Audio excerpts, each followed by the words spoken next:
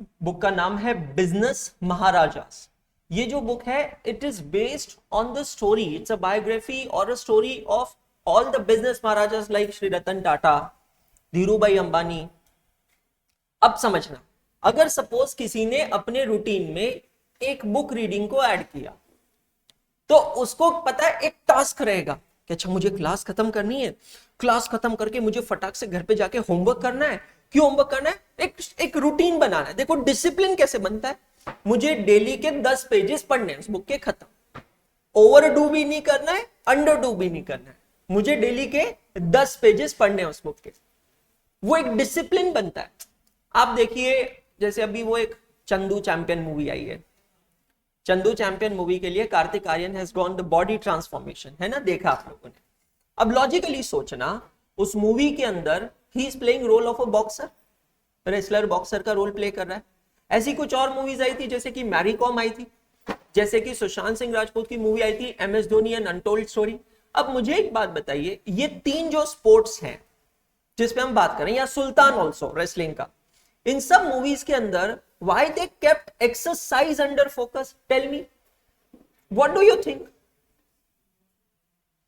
Movie है यार, movie में फिटनेस की कहां जरूरत है, वो तो एक्टिंग है भाई। अगर आप 50 ओवर का गेम मैदान में एक्चुअली खेल रहे हो, ट्रूली खेल रहे हो, तो फिटनेस की जरूरत है।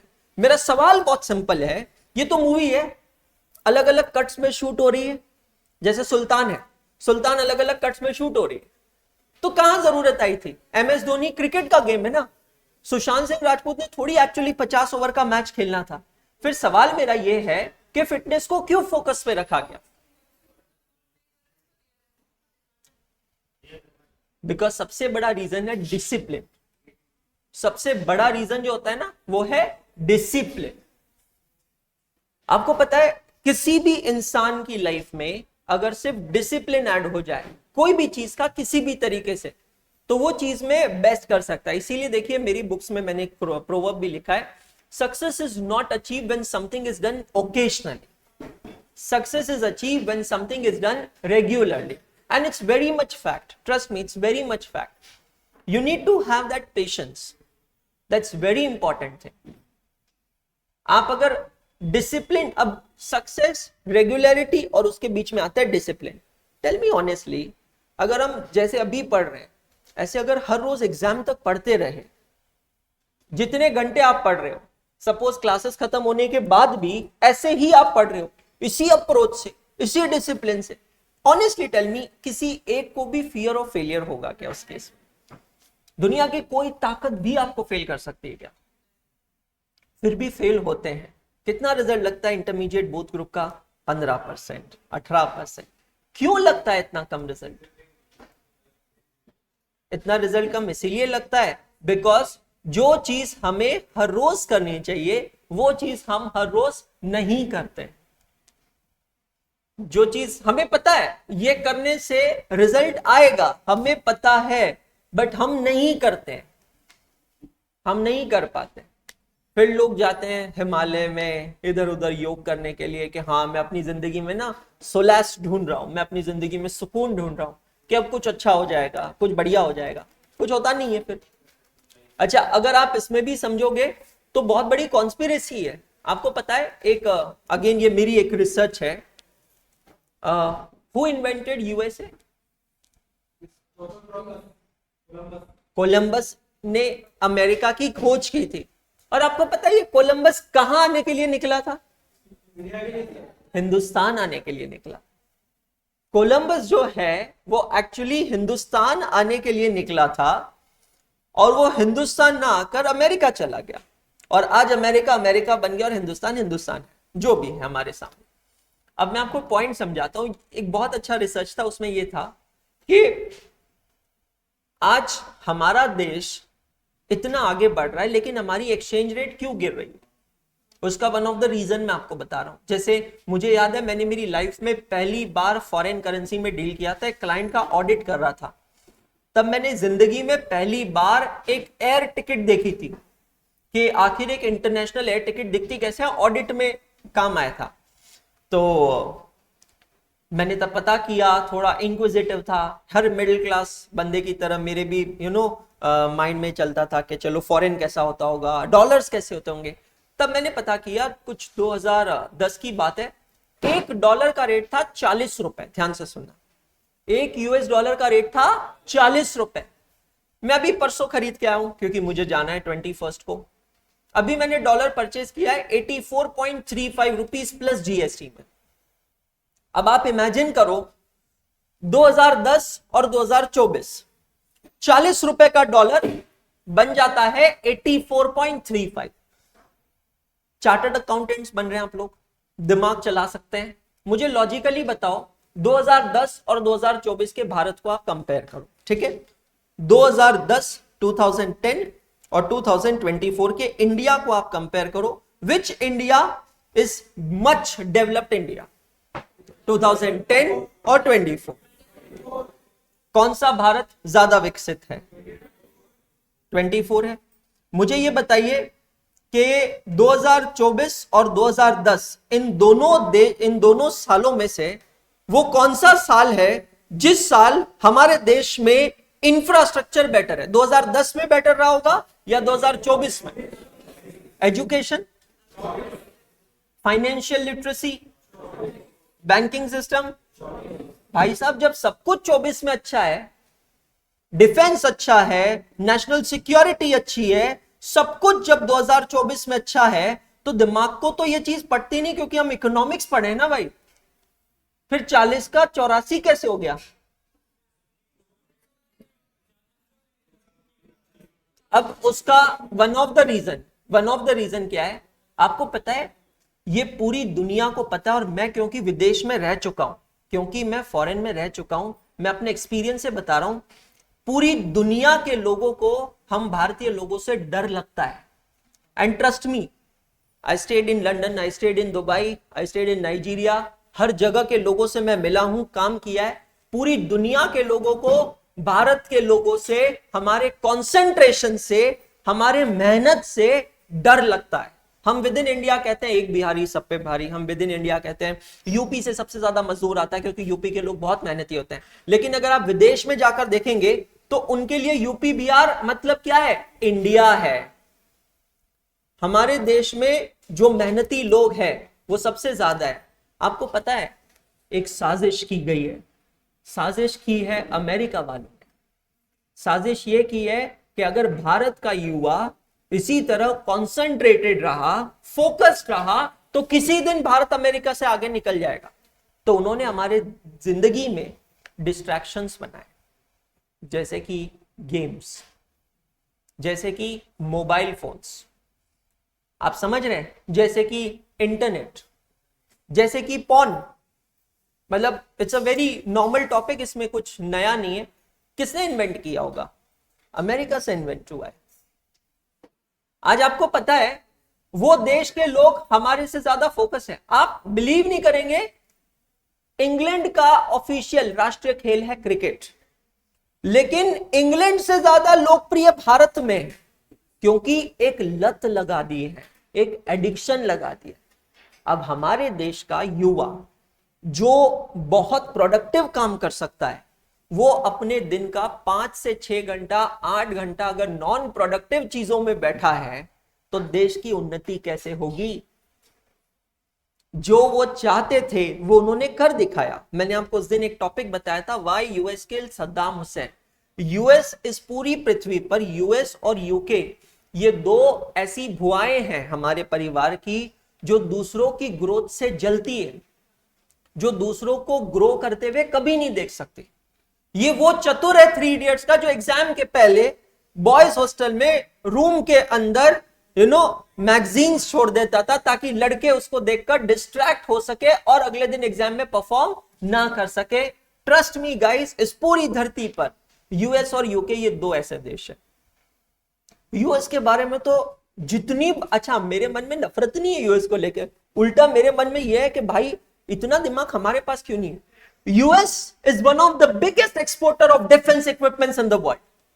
And you know who are the two biggest customers of US? India and Pakistan. जब भी आप देखना भारत पाकिस्तान के समझौते की बात होती है, यूएस को अच्छा नहीं लगता है। यूएस कुछ तो करके डायरेक्टली या इनडायरेक्टली बीच में आता है और ये झगड़े को बढ़ाता है। क्यों बढ़ाता है? क्योंकि उनके दो बड़े कस्टमर अगर चले गए तो भाई साहब इनका धंधा कैसे चलेगा? पहले बंदूक बेचो, मालूम है बंदूक बेचोगे तो गोलियां बेचनी ही पड़ेगी ना। दुनिया के दो सबसे बड़े डिफेंस एक्सपोर्टर यूएस और रशिया है, और दो सबसे बड़े कस्टमर ही हिंदुस्तान और पाकिस्तान।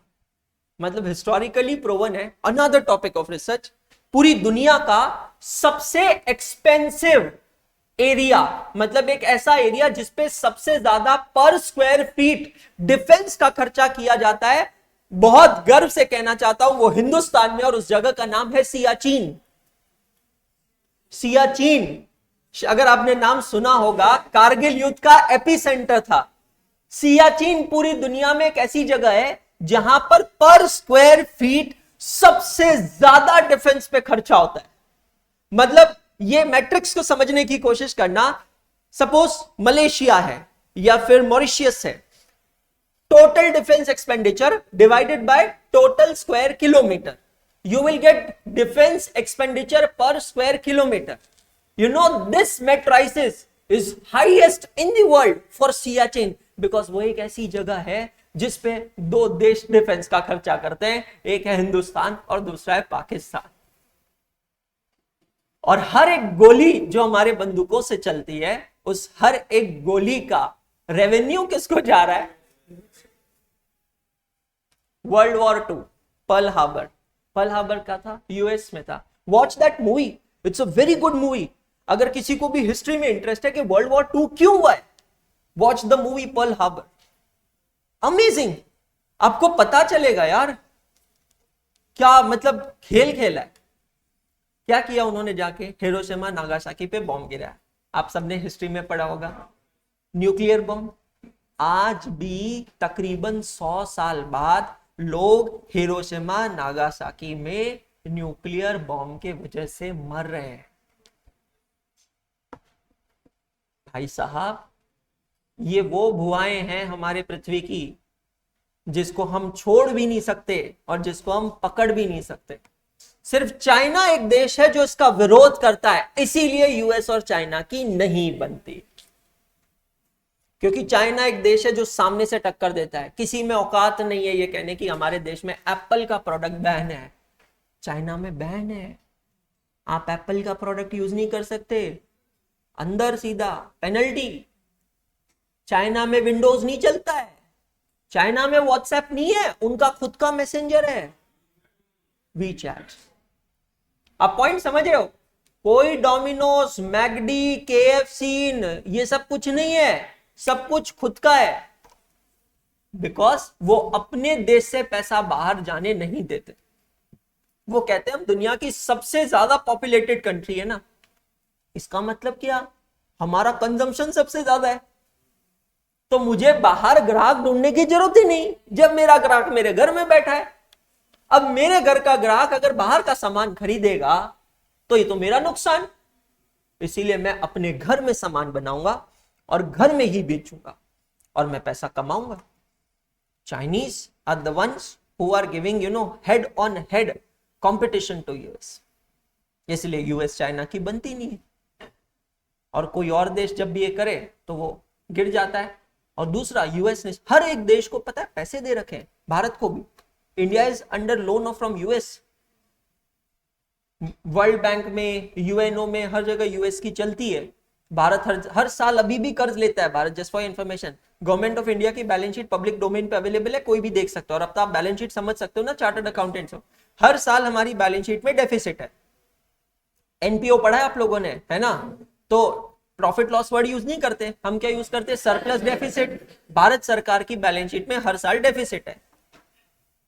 ये सड़कें, ये मेट्रो, ये ब्रिज, ये स्टैच्यू ऑफ यूनिटी, ये सब कहां से बनता है? ये विदेशी लोन से बन रहा है। ऑब्वियसली कम भी होता है बट ऑब्वियसली बढ़ता भी जा रहा है। हम मजबूर हैं यूएस के सामने। तो गेम बहुत अच्छा खेल रहा है यूएस। ये जो 40 रुपए का 84 हुआ है, ये कभी जिंदगी में कम नहीं होना है, ये गैप बढ़ना ही है। मजबूर है हम लोग। समझना पड़ेगा।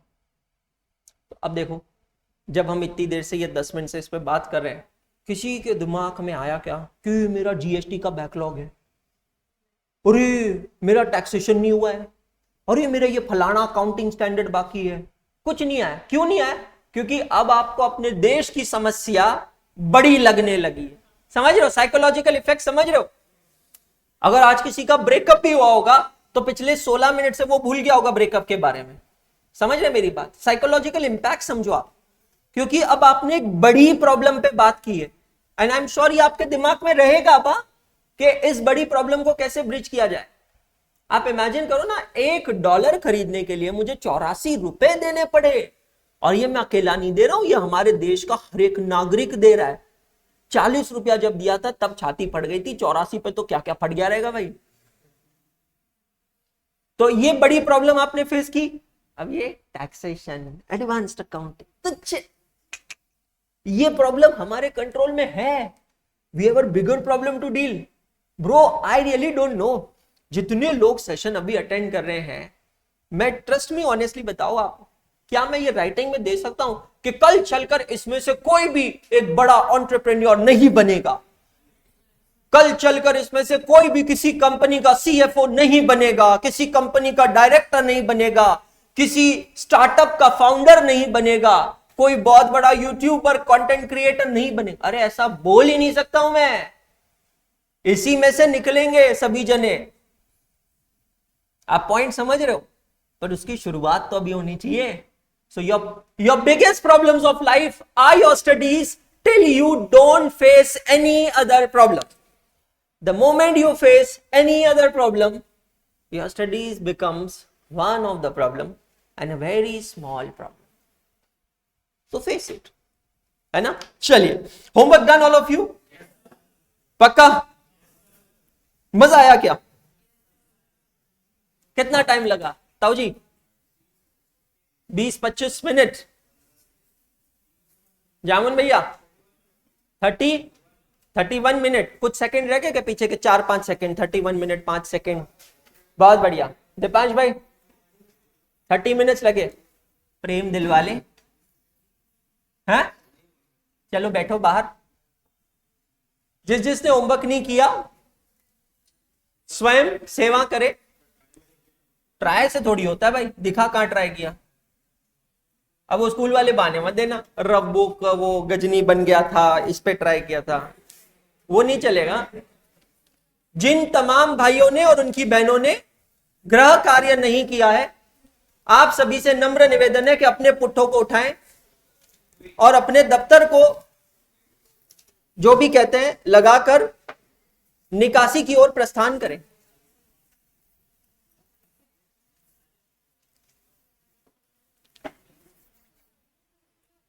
स्वयं उठेंगे या मैं आऊं सेवा प्रदान करूं?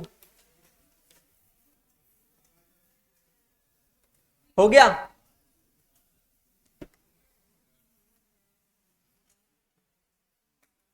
कितने लोग प्रस्थान करें प्लीज? उठे जगह से, पता तो चले, फिर बाद में मैं निकलता हूं राउंड मारने।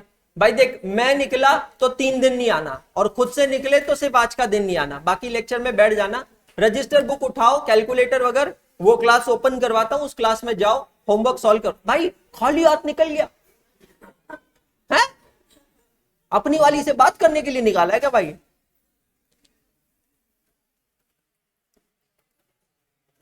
ओहो, आप भी सौभाग्य में हो। वाह,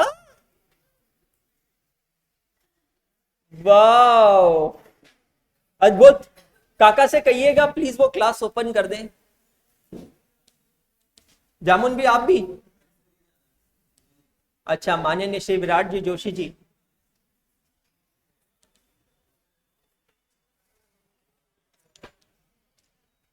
दिव्यता आप, दीपांश आप उठो, सबकी बुक चेक करो, आंसर चेक करो। देखो ये आंसर चेक करने आ रहे हैं, आखिरी बार कह रहा हूं, अब अगर कोई पकड़ा गया तो 3 दिन नहीं आएगा क्लास में। आंसर स्क्रीन के ऊपर है आप लोगों के। Invoice price to customer 59157, 59157।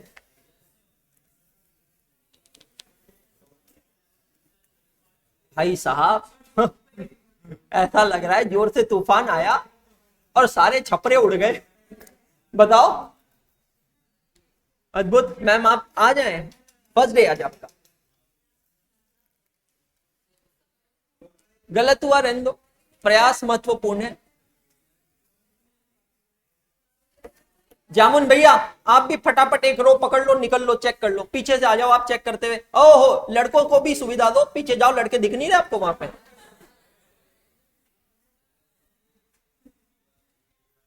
कमाल ठरक है यार बताओ। ऑनलाइन में जिन बच्चों ने नहीं किया है, फटाक से जाके मुर्गा बन जाओ, फट फट फट फट फट करके वीडियो बनाओ और इंस्टाग्राम पे डालो, तुरंत डालो फटाफट।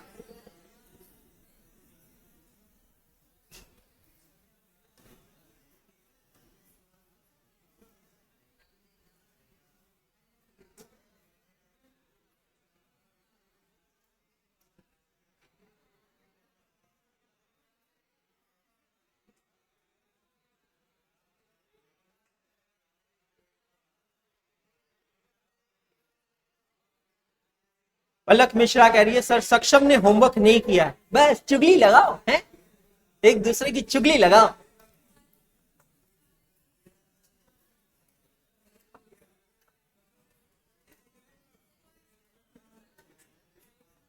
Very good Anamika, very good.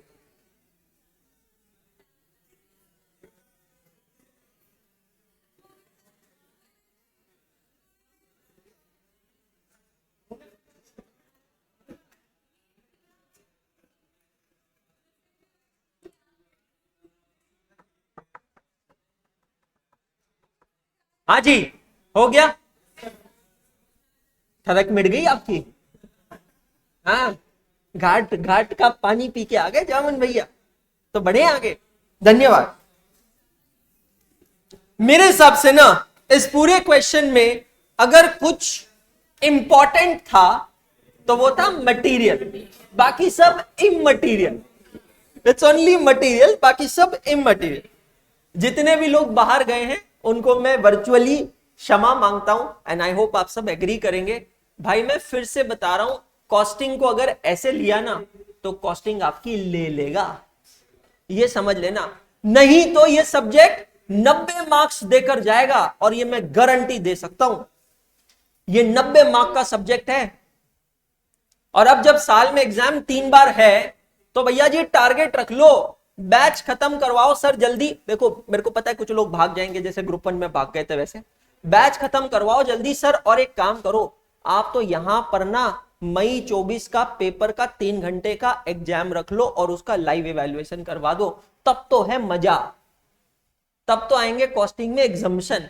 नहीं तो आयुषी मैडम 10 बजे आएगी, उन्होंने कॉस्टिंग दिया है, मुझसे पढ़िए, पूछ लेना कि कॉस्टिंग को सीरियसली नहीं लिया तो कॉस्टिंग आपको भी सीरियसली कैसे नहीं लेता है। समझ में आ जाएगा, समझ में आया?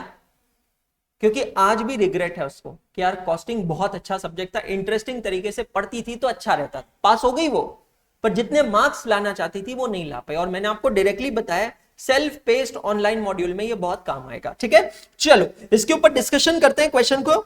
अच्छा क्वेश्चन था, वेटेड एवरेज मेथड यूज करना था। What is the meaning of weighted average method?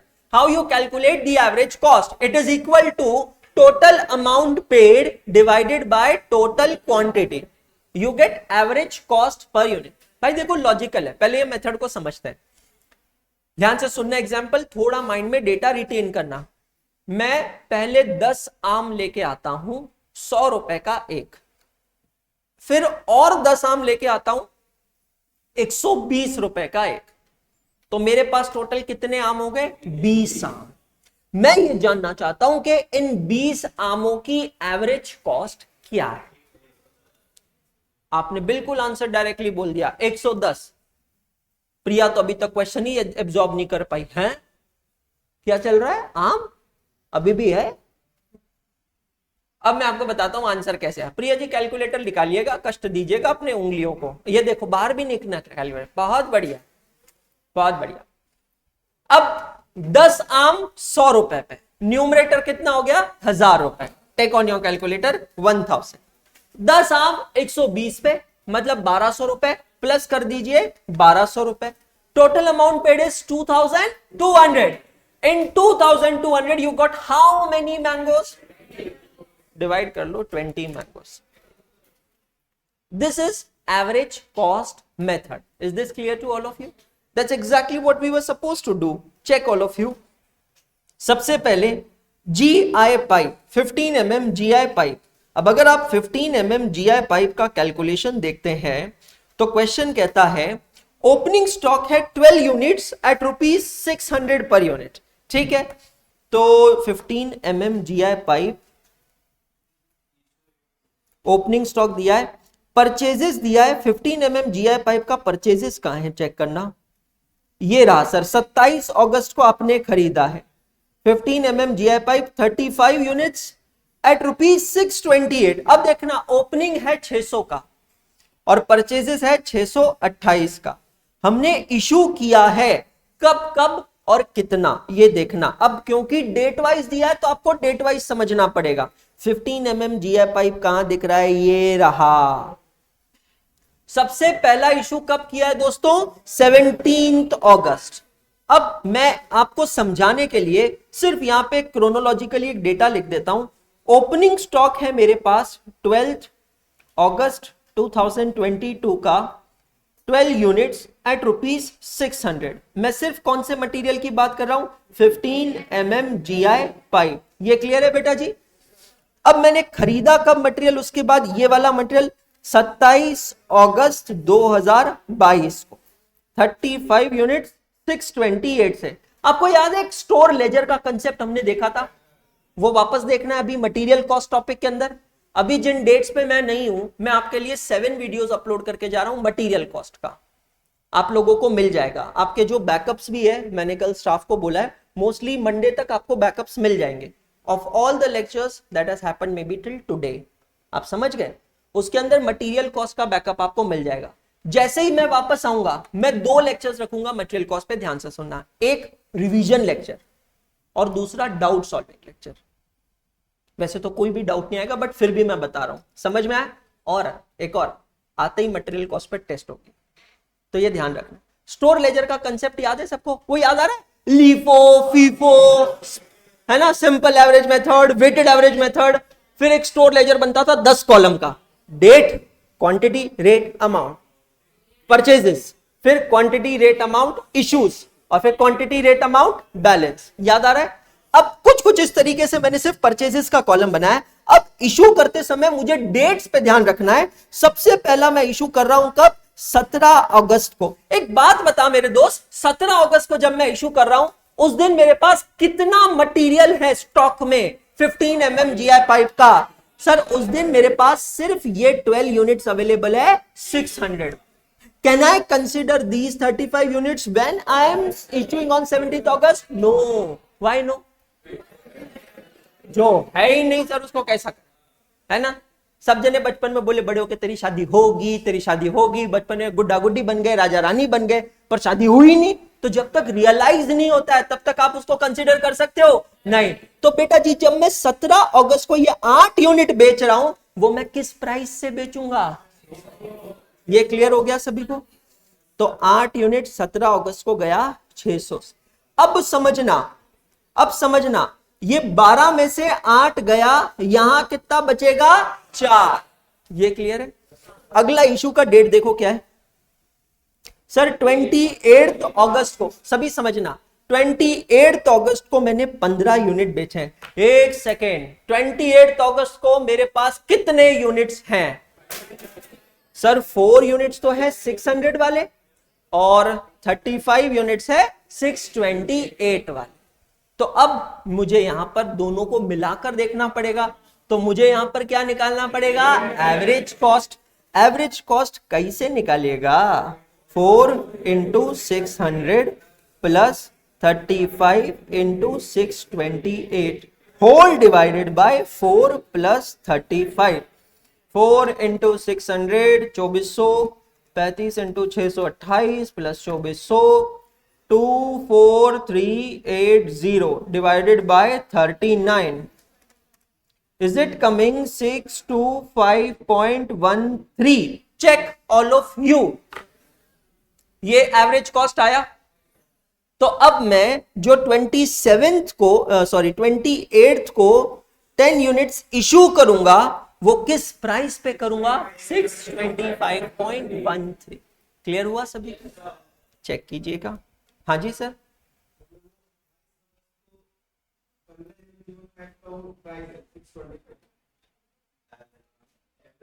Average cost, ये रॉ मटेरियल है मेरा, मैं रॉ मटेरियल कंज्यूम कर रहा हूं, तो जो रॉ मटेरियल कंज्यूम कर रहा हूं उसकी एवरेज कॉस्ट है. डाउट क्या था?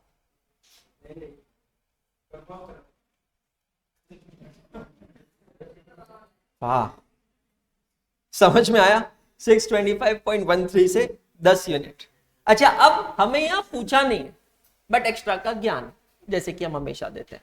अगर किसी ने कहा how many units of closing stock do you have of 115 mm GI pipe, तो हमारा आंसर क्या होगा? सर देखो, अभी हमारे पास 39 था, उसमें से हमने कितना यूनिट इशू किया? 10. तो अब हमारे पास कितना बचा है? 29 यूनिट्स बचा. ये सिर्फ एक्स्ट्रा का ज्ञान है. अच्छा, अगर कोई बच्चा बड़ी तीव्र इच्छा होती है और रिसर्च ओरिएंटेड से इसको देखना चाहता है, मतलब अभी भी चौहान ऐसे मत देख, डर लग रहा है, अगर अभी भी किसी को लग रहा है कि मेरे को समझ नहीं आया, भाई एक सिंपल सी चीज बताऊं, वो 10 कॉलम बनाने का जो सीए फाउंडेशन में नहीं देखे थे, वो 10 कॉलम का स्टोर लेजर बना लो और ये उसमें डेटा डाल दो, आपका आंसर फटकन आ जाएगा. समझ गए? लेकिन बेटा अब हम बड़े हो गए हैं, है ना, बुद्धि से बड़े हो गए, ऐसे शारीरिक वे नहीं है, बुद्धि से तो बहुत बड़े हो गए. तो अब हम लोगों को उतना टाइम पास नहीं करना है, हम डायरेक्टली भी कैलकुलेट कर सकते हैं. चलो अगले मटेरियल का कैलकुलेशन देखते हैं. 20 mm GI पाइप. ठीक है, अब मैं यहीं पे एब्रप्टली डेटा लिख देता हूं. 20 mm GI पाइप, सबसे पहले मेरे पास ओपनिंग स्टॉक है, देखो ऊपर मैं लिख रहा हूं 10 यूनिट 660 से. फिर मैंने खरीदा है, ये हो गया 12 अगस्त का डेटा. उसके बाद मैंने खरीदा है 16 अगस्त को 30 यूनिट्स 610 रुपए से. क्लियर हो गया? उसके बाद में 27 अगस्त को 20 यूनिट खरीदा है 660 रुपए से. बराबर है? पक्का? अब आते हैं इश्यूज पे. ठीक है, इश्यूज तो बहुत है जिंदगी में हमारे. ठीक है, इशू में हमने कब कब क्या क्या बेचा है, तो मैं सिर्फ हाईलाइट कर लेता हूं. 20 mm बस 2. ठीक है, अब 12 अगस्त को मैंने 20 mm वाला बेचा है 2 यूनिट. अब समझना दोस्त, 12 अगस्त का जो इशू होगा 2 यूनिट्स का, वो किस रेट से होगा? क्योंकि सर उस दिन हमारे पास ओपनिंग स्टॉक था, तो 660 से ही होगा. मैं यहीं पे कैलकुलेशन कर लेता हूं. 2 × 660 ये होता है 1320 रुपए. अब स्टॉक में ऊपर अपडेट कर रहा हूं, ये जो 10 बचा था 10 - 2 becomes 8. ये क्लियर है सबको? पक्का? 100%? कोई प्रॉब्लम? चलो अगला इशू है 28 अगस्त. हैला, 28 अगस्त तक तो बहुत कुछ हो गया. बेचा कितना? 2 यूनिट. 28 अगस्त 2 यूनिट. अब क्या करेंगे? एवरेज कॉस्ट निकालेंगे. एवरेज कॉस्ट निकालेंगे. 28 अगस्त तक हमारे पास 3 अलग अलग रेट का लॉट है. बराबर? 3 अलग अलग रेट का लॉट है. तीनों की क्वांटिटी और रेट को मल्टीप्लाई करके न्यूमरेटर में लेते हैं. चलिए, take on your calculator. 8 × 660 GT function use करना है सभी को. 8 × 660 5280. क्लियर? जिसके पास जीटी नहीं है मेमोरी यूज करें, जिसके पास वो भी नहीं है बगल वाली को बोले, वो याद रखेगी. दूसरा 30 × 610 इक्वल टू 18,300 मेमोरी प्लस, और 20 × 660 13,200 memory plus memory return. Are you getting? 36,780. Check all of you. 36,780 रुपए. ये है टोटल न्यूमरेटर. अब डिनोमिनेटर में लेंगे क्वांटिटी. क्वांटिटी कौन सी लेंगे? जो अवेलेबल है. तो 4 + 30 + 20 58 डिवाइड करते हैं 58 से, तो आपको मिल गई unit cost, weighted average cost price 634.14. 634.14 multiplied by 2 units तो राउंडिंग ऑफ में 1268, तो ये 1268 प्लस 1320 ये होगा 2588। Check all of you. ये देखिए आंसर आपके सामने। क्लियर हुआ? मंडे को ये टॉपिक खत्म हो जाएगा, ये पीडीएफ में अपलोड कर दूंगा, तो ये पीडीएफ के अंदर आपको सारे सॉल्यूशंस मिल जाएंगे। बट अभी क्लियर हुआ? अब इसी के बेसिस पे बाकी आंसर्स आपको चेक करने हैं। अभी आप सिर्फ चेक कर लीजिए, जिसने नहीं किया होगा, गलत आया होगा, आप उसके बेसिस पे कर लीजिएगा। Other fitting material consumed are 3866। SS faucet, what is the meaning of faucet? नल का, नल faucet. Valve is 2473। Direct labour cost, plumber की कॉस्ट हमने निकाली है, चेक करिएगा। हेल्पर की कॉस्ट हमने निकाली है। ओवरहेड्स हम लोगों ने कैलकुलेट की है, टोटल कॉस्ट। डिजायर्ड प्रॉफिट हम लोगों को दिया है, डिजायर्ड प्रॉफिट कितना है? 33.33% ऑन कॉस्ट प्राइस, और फिर आपको मिला इनवॉइस प्राइस टू कस्टमर। ये दो फिगर्स आपके आंसर्स है, राइट? चेक कीजिएगा। How is chapter number 12 different? Is it different? No. 6, 8, 12 ये मैं आपको रिवीजन स्ट्रेटेजी भी बता रहा हूं। जब भी रिवाइज करोगे तो बैक टू बैक ये 3 टॉपिक्स निपटाने का, 6 नंबर, 8 नंबर, 12 नंबर, ये तीनों टॉपिक किससे रिलेटिंग है? कॉस्ट शीट से रिलेटिंग है। एक सिंगल गो में तीनों टॉपिक्स खत्म हो जाएंगे। क्लियर? चलिए दोस्तों, अब थोड़ा सा चैप्टर नंबर 12 को विराम लगाता हूं, क्योंकि वहां से तो अब मुझे आपको होमवर्क्स देने हैं। अभी हम आते हैं बैच कॉस्टिंग पे। Batch costing, meaning of the batch is this is a batch, group of people of common interest, it is known as a batch. Indian cricket team is a batch, hockey team is a batch. So when a production takes place in a lot, it cannot be manufactured individually, it is known as a batch. Batch is identical, it is made up of the identical products. हम chapter number 8 में है, question number 6 पे है। Batch is made up of identical products. Now tell me one thing. एक example लेते हैं bakery का। किसी को पता है कि बेकरी में सपोज कुकीज, बिस्किट्स, नान कताई, ये सब जो बनता है ये कैसे बनता होगा? किसी को पता है प्रोडक्शन प्रोसेस? आप बताओगे छोटू? अच्छा, चेष्टी को ही बताओगे, मतलब मुझे नहीं बताओगे? प्रिया को पता है, जो हमारे बीच नहीं रही, अभी नहीं रही? किसी को पता है जो यहां पे है अभी फिजिकली टेंजिबली मौजूद? बिस्किट कैसे बनता है बेकरी में, उसकी प्रोसेस, एक आउटलाइन प्रोसेस।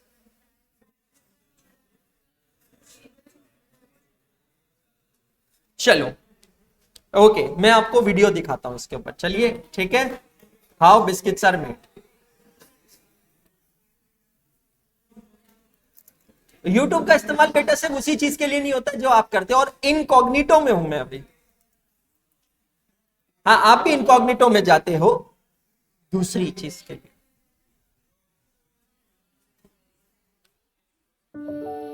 ओ क्या हुआ? स्कूल में सब मुझे छोटी छोटी केक चिढ़ाते हैं। तुम कहाँ छोटी हो? तुम तो इतनी बड़ी हो, और स्ट्रॉन्ग भी तो हो ना। छोटी को बनाइए ज्यादा स्ट्रॉन्ग, और उसकी चोटी को भी। क्लिनिक प्लस का मिल्क प्रोटीन और मल्टीविटामिन फॉर्मूला बालों को दे जड़ से पोषण और बनाए मजबूत। Clinic plus. अच्छा, सब जने ध्यान दीजिए।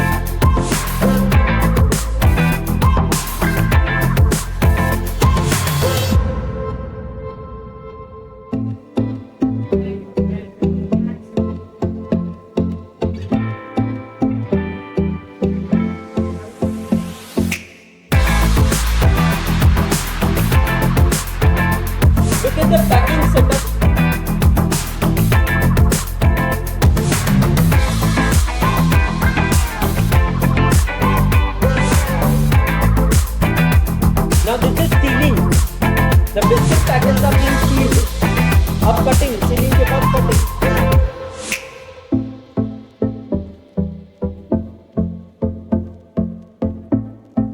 ये क्या है? आटा। ये वो रॉ मटेरियल है जिससे बिस्किट बन रहा है।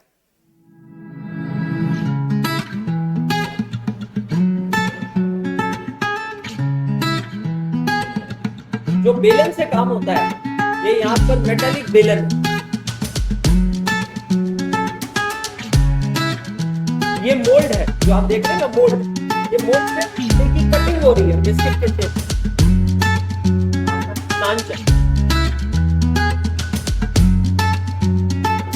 अब ये कटिंग होने के बाद इसकी क्या होगी? सिकाई होगी, तो बेक किया जाएगा। बेटा देखिए, जैसे स्कूल में हम एक लाइन में नहीं चलते थे, तो कितने अच्छे बच्चों की तरह एक लाइन में बिस्किट चल रहे हैं सारे।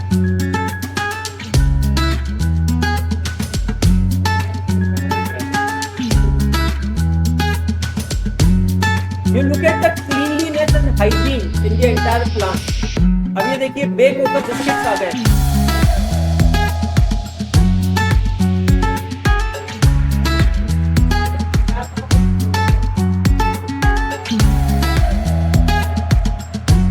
The entire process is mechanical.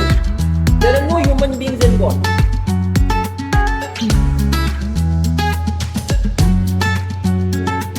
McVitie's.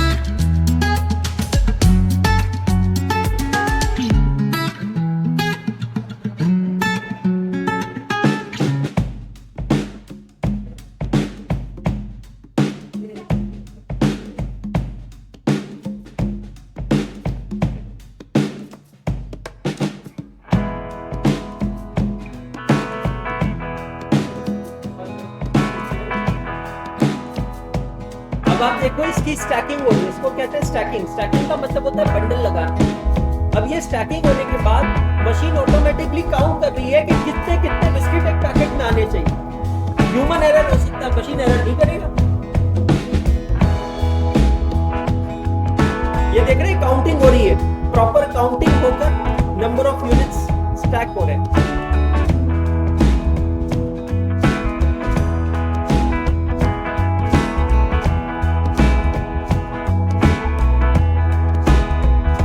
ये रॉ मटेरियल डाल के आटा कैसे बनाया जाए, वो प्रोसेस।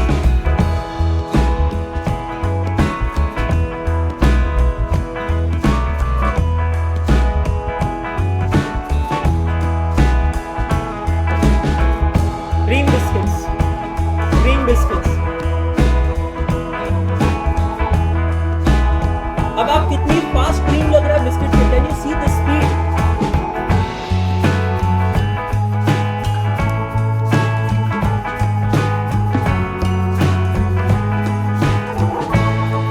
बन रहा है, नीचे क्रीम लग गया, ऊपर एक और बिस्किट, जिसको हम लोग खोल के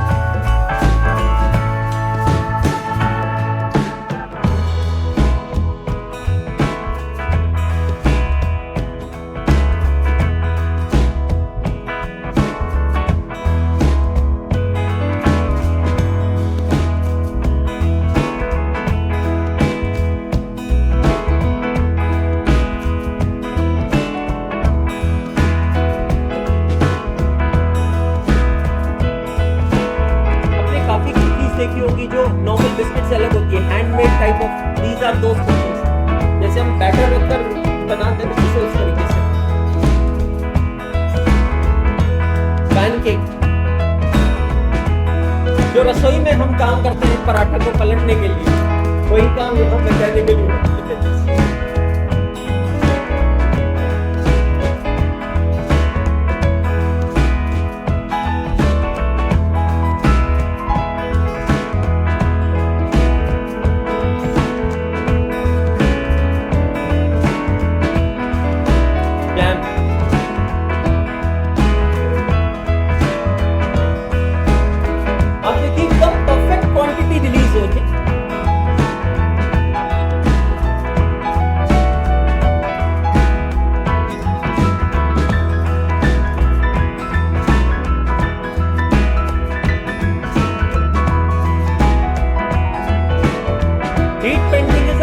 बिस्किट पे नाम लिखा हुआ था, तो वो हीट पेंटिंग से आता है।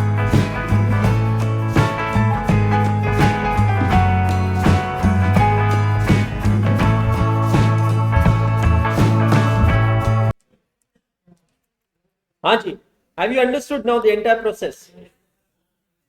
बहुत बढ़िया। अब मुझे बताइए, सपोज कोई एक प्रोडक्ट है, देखो कोई भी कंपनी आजकल सिंगल प्रोडक्ट से तो चल नहीं सकती है, कंपनी को मल्टीपल प्रोडक्ट्स बनाने पड़ेंगे। सपोज एक कंपनी है, उसको किसी एक टाइप के बिस्किट का मैन्युफैक्चरिंग करना है। व्हाट डू यू थिंक कि मैन्युफैक्चरिंग करना है तो उसके पहले पूरा सेटअप नहीं करना पड़ता होगा? क्या आपकी मशीन का सेटअप सेम रहेगा for a normal biscuit and a cream biscuit, for a pineapple flavoured cream biscuit and a mango flavoured cream biscuit? नहीं, मशीन का सेटअप चेंज होगा। एक वर्ड यहां से पिकअप करते हैं, मशीन के सेटअप में टाइम इन्वॉल्व होता है, मशीन के सेटअप में कॉस्ट इन्वॉल्व होती है। तो पहली कॉस्ट हो गई सेटअप कॉस्ट। दूसरी कॉस्ट होती है कैरिंग कॉस्ट। कैरिंग कॉस्ट का मतलब होता है जब मैं कोई प्रोडक्ट बना लेता हूं तो वो प्रोडक्ट को बनाने के बाद मुझे उस प्रोडक्ट को स्टोर करके रखना पड़ेगा। तो storage cost is one of the carrying cost. कौन सी कॉस्ट हो गई? Carrying cost. Second cost, storage cost के अलावा इंश्योरेंस कॉस्ट। जो प्रोडक्ट मैंने बनाया उसे इंश्योर करके रखना है। अरे हमारे किचन में चूहे और कॉकरोच नहीं छोड़ते, ये बिस्किट की फैक्ट्री में आपको नहीं लगता बहुत प्रॉब्लम हो सकती है? तो don't you think so they need to have some kind of system और maintenance to maintain their stock? नहीं तो उनका स्टॉक खराब हो जाएगा, रोडेंट अटैक हो जाएगा, सारी चीजें होगी। मतलब मैं आपको बताता हूं, 2020 से पहले जब हमारी फेस टू फेस एकेडमी थी पुणे में, जावरेस प्रोफेशनल एकेडमी प्राइवेट लिमिटेड, तब उस एकेडमी के अंदर हम जो आपके नोट्स प्रिंट करवाते थे, अब तो देखो चीजें बहुत बदल गई है। Before 2020 we used to import paper from Gujarat. तो गुजरात से पेपर के रोल्स आते हैं, वो काफी इकोनॉमिकल पड़ते हैं और क्वालिटी वाइज काफी अच्छे होते हैं, तो हम वो पेपर के रोल्स मंगवाते थे।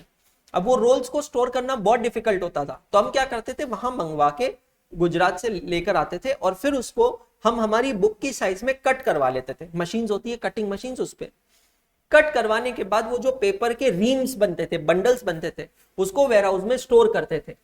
अब साल भर का पेपर एक साथ खरीदते थे, पूरे साल भर में कितना पेपर लगेगा, बिकॉज वो एक मटेरियल कॉस्ट हो गई ना एकेडमी के लिए।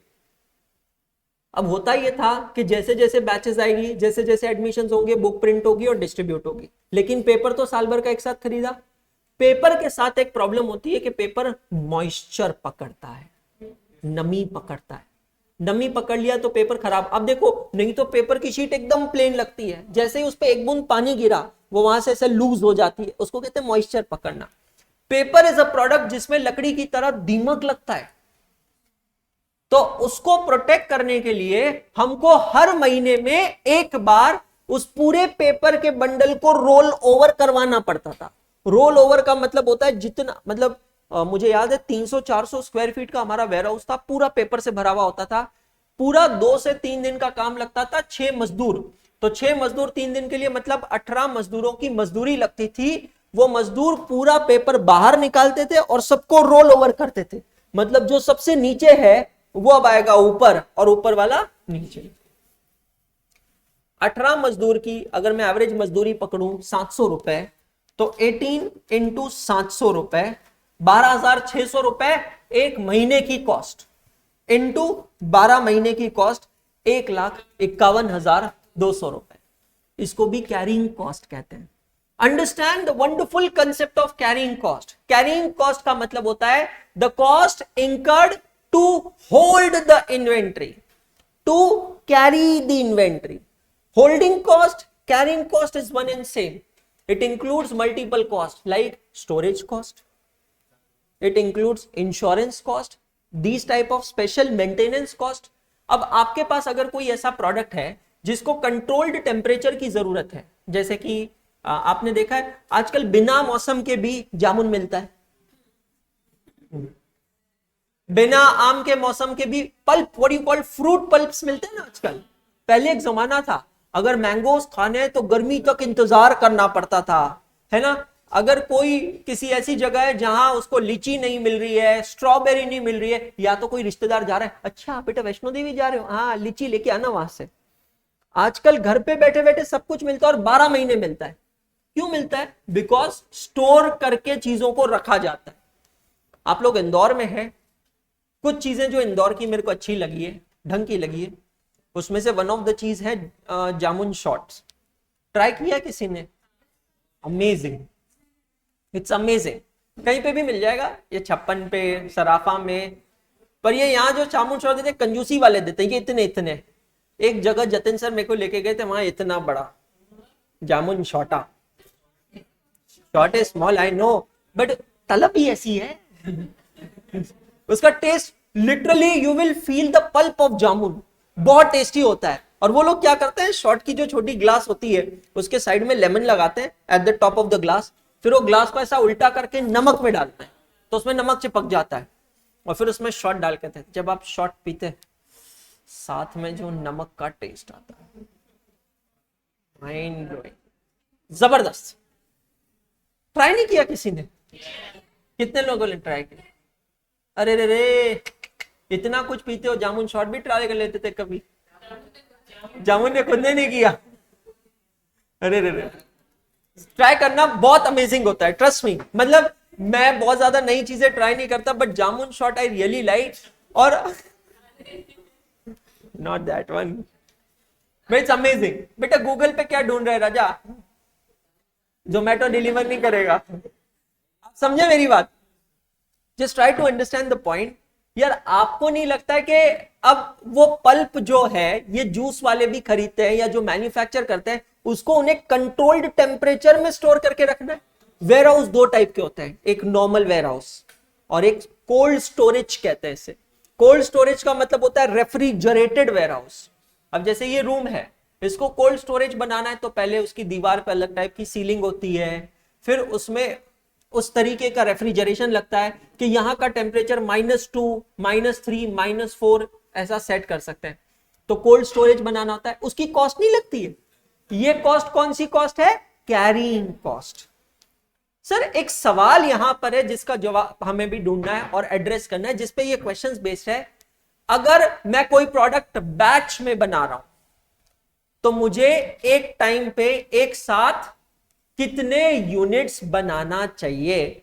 I am explaining you the concept of EBQ, which stands for economic batch quantity.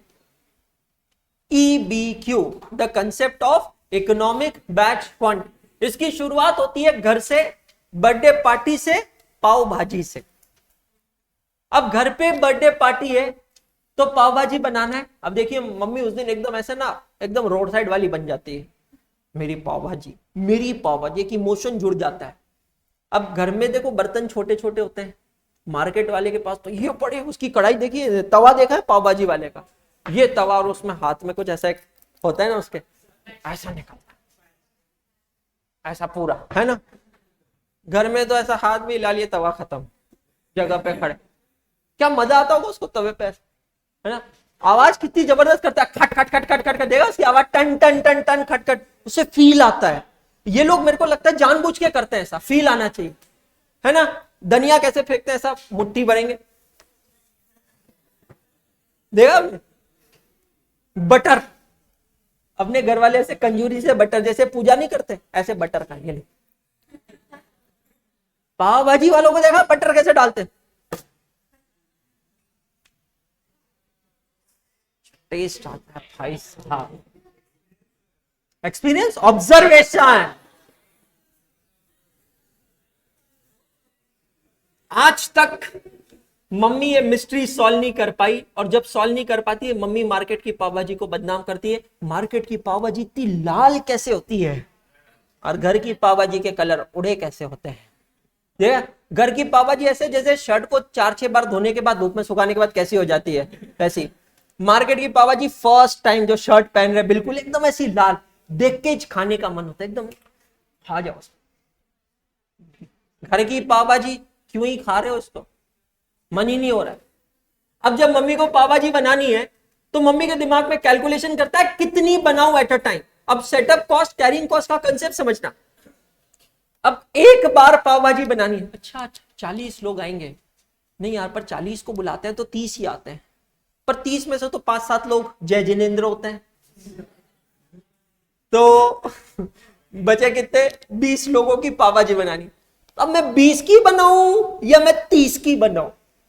तो मम्मी बना दो ना यार, वापस बना देना। तेरे को क्या बात है, वापस बनाने में क्या लगता है? 2 बार भाजी बनाना आसान है। पहले सब्जियां उबालो। अब देखो मम्मी सेटअप कॉस्ट एक्सप्लेन कर रही है। सब्जियां उबालो, फिर वो इतना बड़ा बर्तन लगाओ, फिर वो उसकी प्यूरी बनानी पड़ती है, फिर वो पेस्ट बनाना पड़ता है। मतलब भारी भारी शब्द फेंकती है जो हमको समझ ही ना आए। ये करना पड़ता है, वो करना पड़ता है। ऐसे थोड़ी बार बार बनती है। एक ही बार बनाऊंगी, एक ही बार। ठीक है बनाओ एक बार। हाँ लेकिन प्रॉब्लम है, एक ही बार बना के रख ली और अगर सब नहीं आए तो 2 दिन तक तेरे को पाव भाजी खानी पड़ेगी। कैरिंग कॉस्ट, आप समझ रहे हो guys? There is a dilemma, there is a confusion.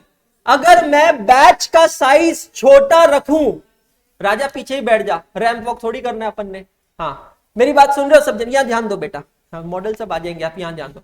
अगर मैं बैच का साइज छोटा रखूंगा तो उससे फायदा क्या होगा? मेरी कैरिंग कॉस्ट कम लगेगी। बैच का साइज छोटा, number of units come. Number of units अगर मैं कम बनाऊंगा तो इन्वेंट्री में कम पड़ा रहेगा, इन्वेंट्री में कम पड़ा रहेगा तो कैरिंग कॉस्ट कम लगेगी। समझ में आया? लेकिन अगर मैं number of units in a batch कम रखता हूं तो कहना इसे मेरे नंबर ऑफ बैचेस बढ़ जाएंगे।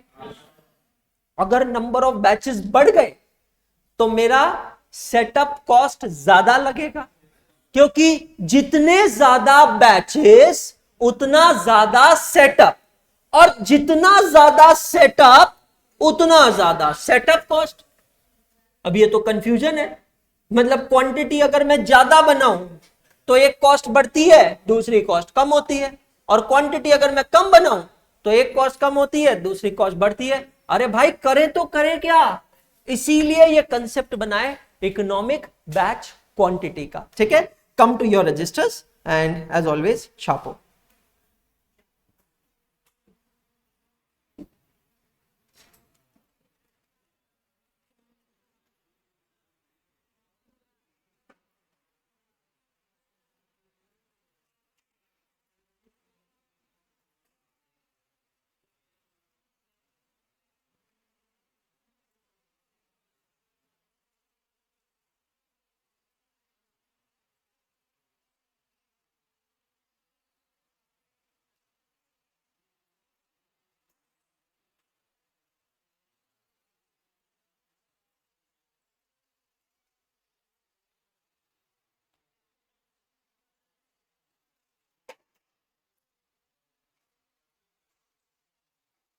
नींद में हो आज आप भूमि जी?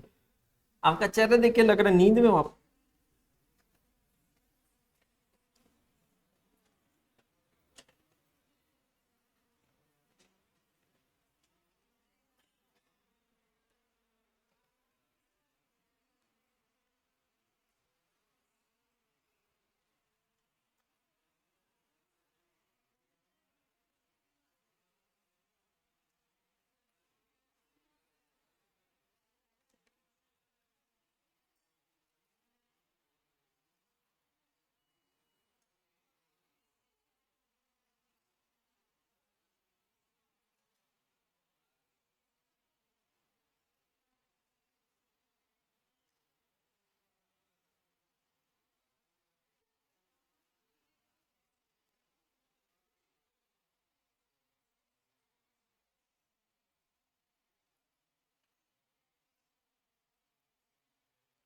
समझते चलिएगा, लिखते चलिएगा। ग्राफ मैंने सिर्फ ब्लैंक बनाया, इसको हम बाद में कंप्लीट करेंगे। ठीक है, ग्राफ के लिए कुछ लाइंस छोड़ सकते हैं। नंबर ऑफ बैचेस कैसे निकालेंगे, लॉजिकली समझना। मुझे साल भर में जितना भी प्रोडक्शन करना है उसको मैं डिवाइड करता हूं एक बैच में मैं कितने यूनिट्स प्रोड्यूस करता हूं। Do you agree with me? उससे हमें नंबर ऑफ बैचेस मिल जाएंगे। भाई मुझे साल भर में 1,00,000 यूनिट्स बनाना है और मैं एक बार में 100 यूनिट्स बनाता हूं, तो मुझे कितने बैचेस बनाने पड़ेंगे? 1,00,000 डिवाइडेड बाय 100, 1,000 बैचेस मुझे बनाने पड़ेंगे। तो अब क्या मैं यहां पर कह सकता हूं, एक रिलेशन कह सकता हूं कि if batch size increases, number of batches decreases. Check all of you. अगर मैं 100 की जगह 1000 यूनिट एक बैच में बनाऊंगा तो मेरे नंबर ऑफ बैचेस 100 हो जाएंगे। अगर मैं 10,000 यूनिट्स या मैं 1,00,000 यूनिट बना दूंगा तो एक ही बैच होगा। तो अगर मेरा बैच का साइज, ये बैच का साइज का मतलब क्या होता है, ये जो नीचे अपन ने लिखा ना, ये इसको कहते हैं बैच साइज। अगर मेरे बैच का साइज बढ़ेगा तो नंबर ऑफ बैचेस कम होंगे, और अगर मेरे बैच का साइज घटेगा तो नंबर ऑफ बैचेस बढ़ेंगे। ये क्लियर हो गया? If my batch size is more, number of batches are less. If my batch size is less, number of batches are more. You can even compare with the class. Suppose I have to teach, let's take an example, 300 students. Now if I take a batch size of 100, my number of batches will be 3. But if I take 300 students in a batch, number of batch will be 1. Is this clear? अब इसके साथ मैं तीसरा variable जाता हूं और वो है सेटअप कॉस्ट पर बैच। अब तीसरा रिलेशन देखना, अगर मेरे नंबर ऑफ बैचेस कम होंगे तो मेरी सेटअप कॉस्ट कम होगी या ज्यादा होगी? वापस सोचो, अगर मेरे नंबर ऑफ बैचेस कम होंगे तो मेरी सेटअप कॉस्ट भी कम होगी, और अगर मेरे नंबर ऑफ बैचेस ज्यादा होंगे तो सेटअप कॉस्ट भी ज्यादा होगी। Are you understanding the relationship? अब हमें रिलेशनशिप समझना है in the terms of cost. समझ में आया? तो अगर मैं एनुअल कंजम्पशन, जितना साल भर का कंजम्पशन है, उसको मैं छोटे छोटे बैचेस में बनाता हूं, मतलब फिर से रिपीट करता हूं, if my batch size is small, my number of batches will be more. Mummy बोलती है नहीं, जैसे जैसे बच्चे आए वैसे वैसे पाव भाजी बनाऊंगी। बनाओ, जितने बच्चे आए उतनी बार तवा चढ़ेगा, जितने बच्चे आए उतनी बार कढ़ाई चढ़ेगी, और बनाओ, नंबर ऑफ बैचेस ज्यादा बनेंगे। अच्छा, नंबर ऑफ बैचेस अगर ज्यादा बने तो खर्चा ज्यादा लगेगा, गैस का कंजम्पशन ज्यादा होगा, मटेरियल का कंजम्पशन ज्यादा होगा, मम्मी का खुद का पर्सनल कंजम्पशन ज्यादा होगा। समझ रहे हो? नहीं, मैं तो क्या करूंगी, एक साथ पाव भाजी बनाऊंगी, जितने गेस्ट आए, नहीं तो 2 दिन तक लंच डिनर ब्रेकफास्ट सब कुछ पाव भाजी, चाय पाव भाजी, सब कुछ पाव भाजी। बहुत बढ़िया। तो अगर मेरा बैच साइज ज्यादा होता है तो उससे क्या फायदा होगा, नंबर ऑफ बैचेस तो कम हो जाएंगे और सेटअप कॉस्ट भी मेरी कम हो जाएगी, लेकिन एक पंगा बढ़ जाएगा और वो है कैरिंग कॉस्ट। कैरिंग कॉस्ट का दूसरा नाम मैंने आपको क्या बताया था, holding cost, inventory holding cost. What are the examples of inventory holding cost? Storage cost, insurance cost, special condition cost, maintenance cost, ये सब क्या है, होल्डिंग कॉस्ट। अब क्वांटिटी के साथ इसको कंपेयर करो। अगर मेरी बैच साइज बड़ी होती है तो मेरी कैरिंग कॉस्ट कैसी होगी, कम होगी या ज्यादा होगी? क्यों ज्यादा होगी? सर एक साथ पूरा साल भर का बना दिया। अब मतलब देखो, मार्केट में पाव भाजी वाले क्या करते हैं भाई, वो सबसे पहले वाला गेम खेलते हैं। उनका जितना पाव भाजी, आपको पता है वो भाजी पहले बना के लाते हैं, देखना एक बड़ा डब्बा बना होता है, वो एक सेमी कुक्ड भाजी होती है, आपको कुछ नहीं करते, वापस चमका लगा के देते हैं। आप समझे? तो मार्केट वाले क्या करते हैं, एक सिंगल लॉट में भाजी बना के ले आते हैं। जैसे जैसे कस्टमर आया उसको सिर्फ दिखाने के लिए ऐसा बटर डाला, फिर उसके ऊपर थोड़ा मसाला, फिर वो एक लाल कलर की चटनी डालते, लहसुन की मस्त चटनियां, लाल चटनी डालते, फिर उसके बाद में ऐसा चमचा भर के भाजी निकालते और उसको तवे पे डालते, ऐसे आवाज आती, ऐसी एक आवाज आती है। फिर बाद में उसके ऊपर थोड़ा और मसाला, फिर वो ऐसा वो उठा के खच खच खच खच खच खच खच खच खच खच खच खच खच ऐसा सब करते हैं, है ना। मतलब अपनी फीलिंग, अरमान तो उतने में ही जाग जाते हैं, उतने में अरमान जाग गए, अब देना जल्दी, और कितना खच खच करेगा नहीं, बट ऐसा लगता है खुद के लिए ही तो हो रहा है। हे डटी माइंड, भाजी की बात हो रही है, तेरे अरमान दूसरी जगह जाग गए हैं, हम भाजी की बात कर रहे हैं। हाँ समझ गए, बहुत बढ़िया। फिर बाद में बटर थोड़ा और डालो भैया, कंजूसी ना करो, थोड़ा और बटर डालो। उसके बाद में तीखा बनाओ, एकदम ऐसा तीखा, चीज चीज तो ऊपर से डालते ना बेटा, ये बटर वटर डाल के फिर भाजी तैयार करके। अब आप अगर एक ही लॉट में एनुअल कंजम्पशन बना देंगे just to save your setup cost, तो वो लॉट पड़ा रहेगा। देखो एक साथ बनाया तो एक साथ बिक जाएगा क्या? बिकेगा तो धीरे धीरे, तो स्टॉक बचा हुआ रहेगा। अगर स्टॉक बचा हुआ रहेगा तो स्टॉक को संभाल के रखना पड़ेगा। स्टॉक को संभाल रखने की जो कॉस्ट है उसको कहते हैं कैरिंग कॉस्ट। क्या मैं कह सकता हूं अगर बैच साइज हाई है तो कैरिंग कॉस्ट हाई होगी? नहीं सर, हम चाहते हैं कि हम ज्यादा कैरिंग कॉस्ट ना लगाए, बहुत महंगा पड़ता है कैरी करना। ठीक है, फिर कम कम क्वांटिटी में बना।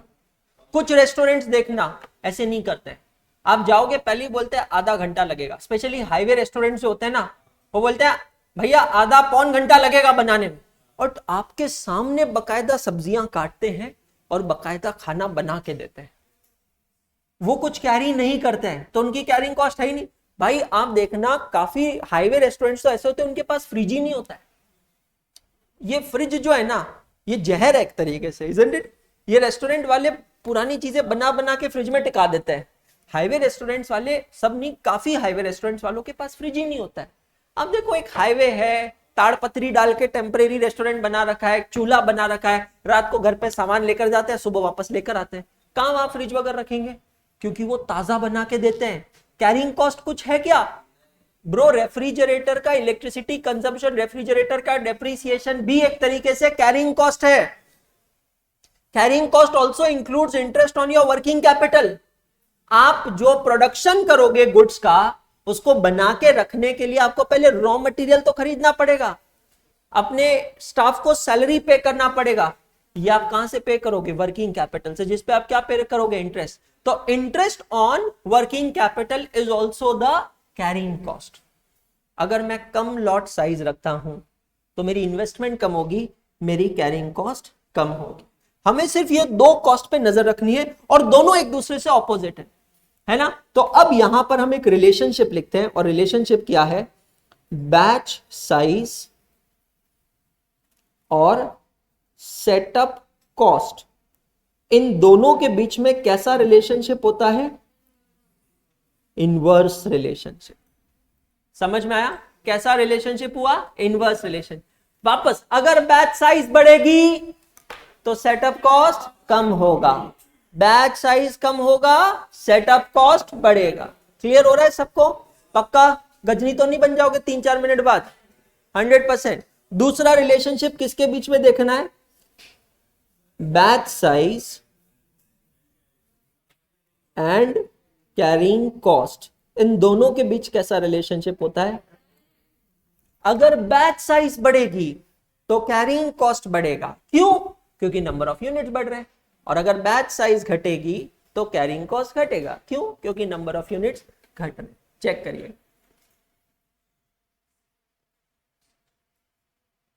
सर सवाल यहां पर ये आता है, फिर अगर ये ऐसा कंफ्यूजन है तो आप ही हमें बताइए ना, how many units should be produced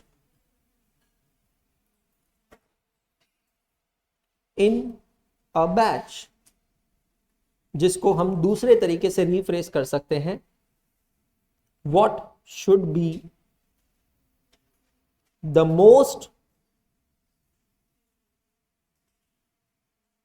economical batch quantity। ये जो कंसेप्ट अभी हम देख रहे हैं ना, ये सेम कंसेप्ट आप मटेरियल टॉपिक पे देखने वाले हो जब हम पढ़ेंगे the concept of economic order quantity. यहां पर क्या है? Economic batch quantity. सो इसका आंसर आता है एक फॉर्मूला से। फॉर्मूला है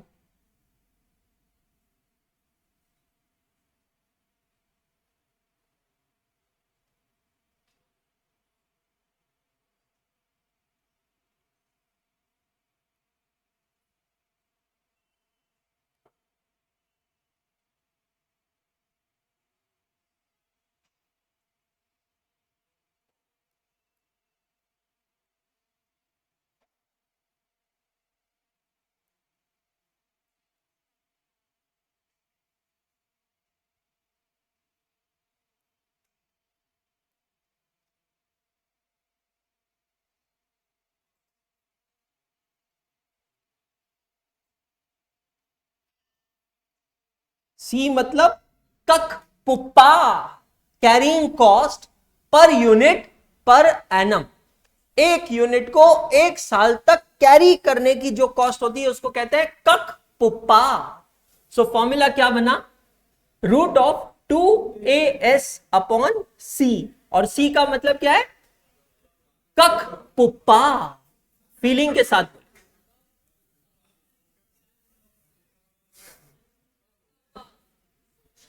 ककप्पा नहीं रे बाबा।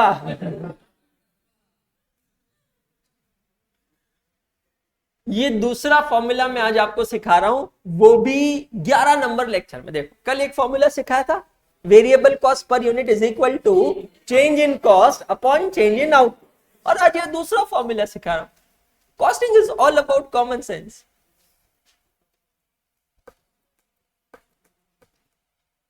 शो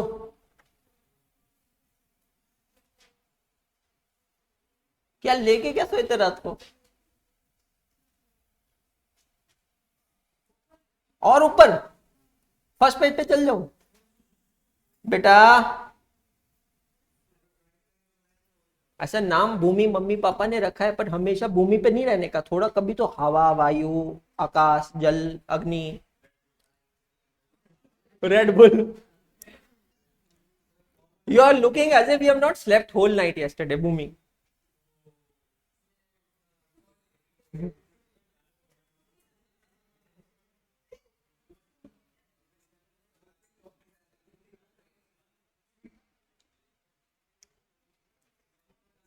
ये जो है ये बहुत डर्टी माइंडेड है क्या, है ना? इसका चेहरा देखकर ही लगता है मेरे को, ये जो डबल मीनिंग फ्रेंड्स नहीं होते, इसका चेहरा देखकर लगता है ये वो डबल मीनिंग फ्रेंड्स वाली है।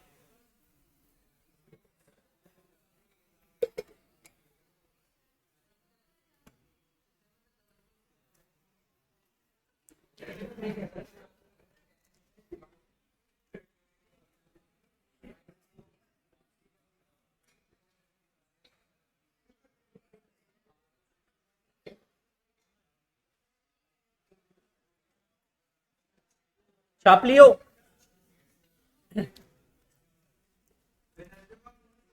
हाँ जी सर, वेनेसडे को आप हो यहाँ पे? हाँ सर, अरे हाँ वेनेसडे से याद आया, मंडे को आपका टाइम टेबल थोड़ा चेंज है। नहीं मंडे नहीं, 20 तारीख को पेपर है ना, 20 तारीख को टाइम टेबल चेंज है। मंडे को क्या है, चलो वो तो एज ऑलवेज। नया क्या है, मंडे को तो कुछ भी नहीं है, 20 तारीख का टाइम टेबल चेंज होगा आपका। हाँ क्योंकि 20 तारीख को फाउंडेशन का पेपर है, तो मुझे सुबह 8 से 10 वार्म अप सेशन लेना है।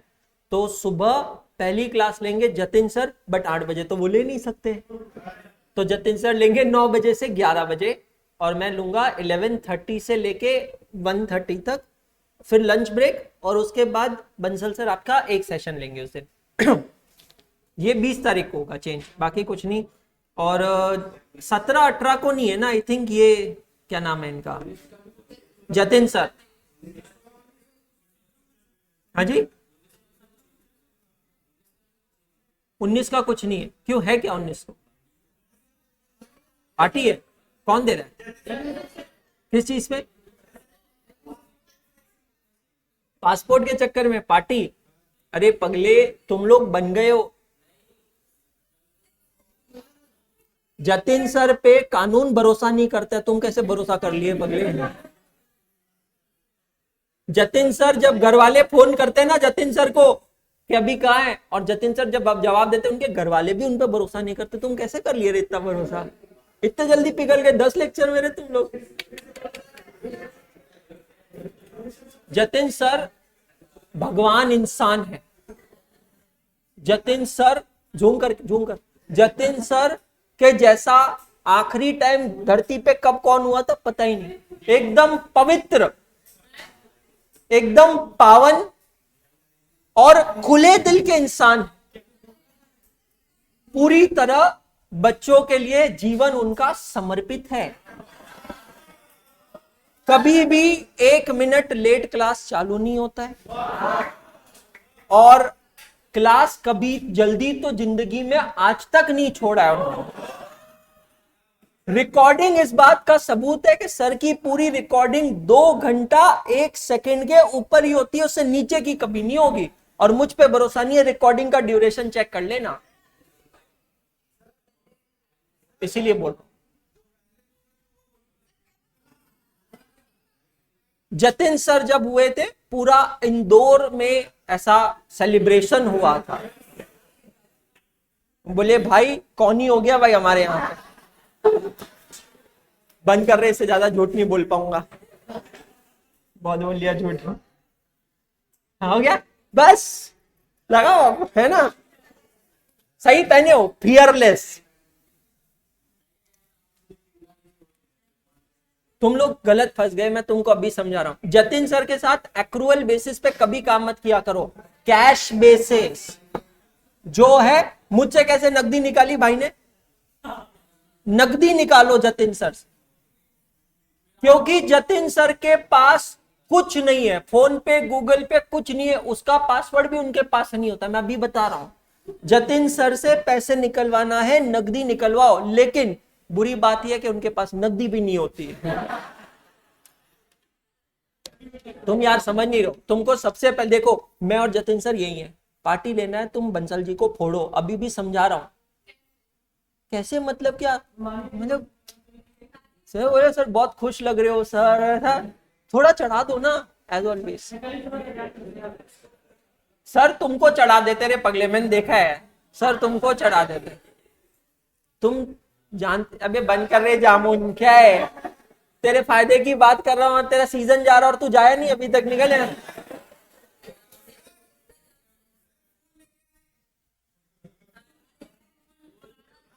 आइडिया सही है, वेडनेसडे को करते हैं, पार्टी लेने का ना जोशी जतिन सर से, वेडनेसडे को करेंगे, फूल वाला करेंगे। नहीं सर को पटाना है, बेस्ट। सब जने सर को बोल दो, सर फाइनल में हम आपके पास आएंगे। भाई साहब, आर्टिकलशिप तो डिमांड हो गई, फाइनल डिजायर हो गया, समझ नहीं रहे, लस्ट। सर ये देखो डर्टी माइंड क्या देख रही है, सर हम फाइनल में आपके पास आएंगे, sir you are best in, इस लड़के का फोन तोड़ो, हाल ही में छेद है, sir you are best in auditing, mind blowing. I am telling you sir, आपकी वजह से तो हमें ऑडिटिंग से प्यार हुआ है। सर मेरा सपना है मैं सीपीए करूंगा और इसका पूरा क्रेडिट सिर्फ आपको जाएगा। आज के पहले तक मेरा फेवरेट सब्जेक्ट कोई और था, लेकिन अब से मेरा फेवरेट सब्जेक्ट ऑडिट। सर का निकनेम बताता हूं, किसी को मत बोलना, ये जामुन मार खाएगा 5। सर का निकनेम है अन्ना। आज क्लास में जैसे ही सर आए, अन्ना 24 घंटे चौकन्ना। और सीक्रेट बताता हूं, सर लुंगी डांस बहुत अच्छा करते हैं।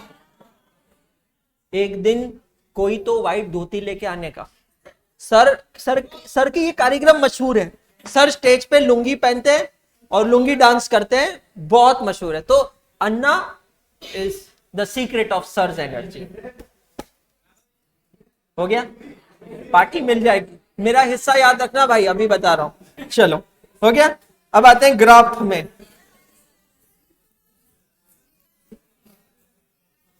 जयकान शिकरे, अच्छा ये कब हुआ? हाँ जी, अब ये ग्राफ कैसे बनेगा, क्वांटिटी और कॉस्ट का रिलेशनशिप कैसे देखेंगे? अगर क्वांटिटी बढ़ती है, अगर क्वांटिटी बढ़ती है, बैच का साइज बढ़ता है, तो होल्डिंग कॉस्ट बढ़ती है, ठीक है।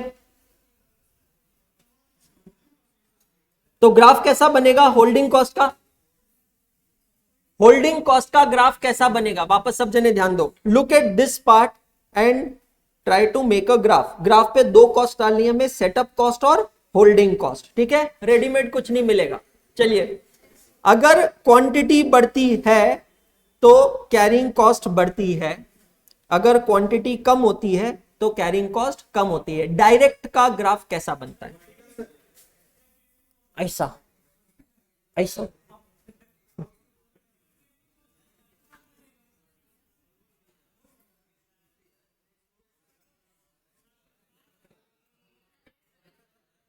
अगर जामुन ऐसा, अगर क्वांटिटी कम होती है, देखिए क्वांटिटी का मतलब यहां पर क्या लिखा है हमने, क्वांटिटी का मतलब है बैच साइज।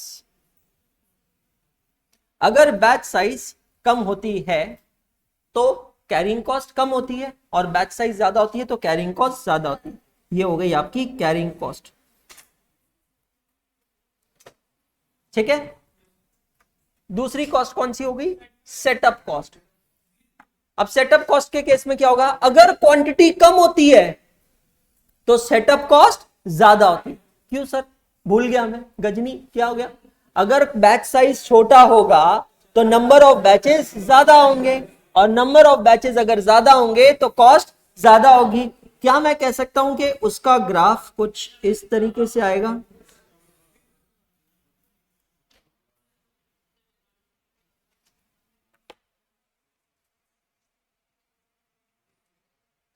क्या हो गया वर्मा जी, काहे गुस्सा हो वर्मा जी, गुस्सा काहे हो?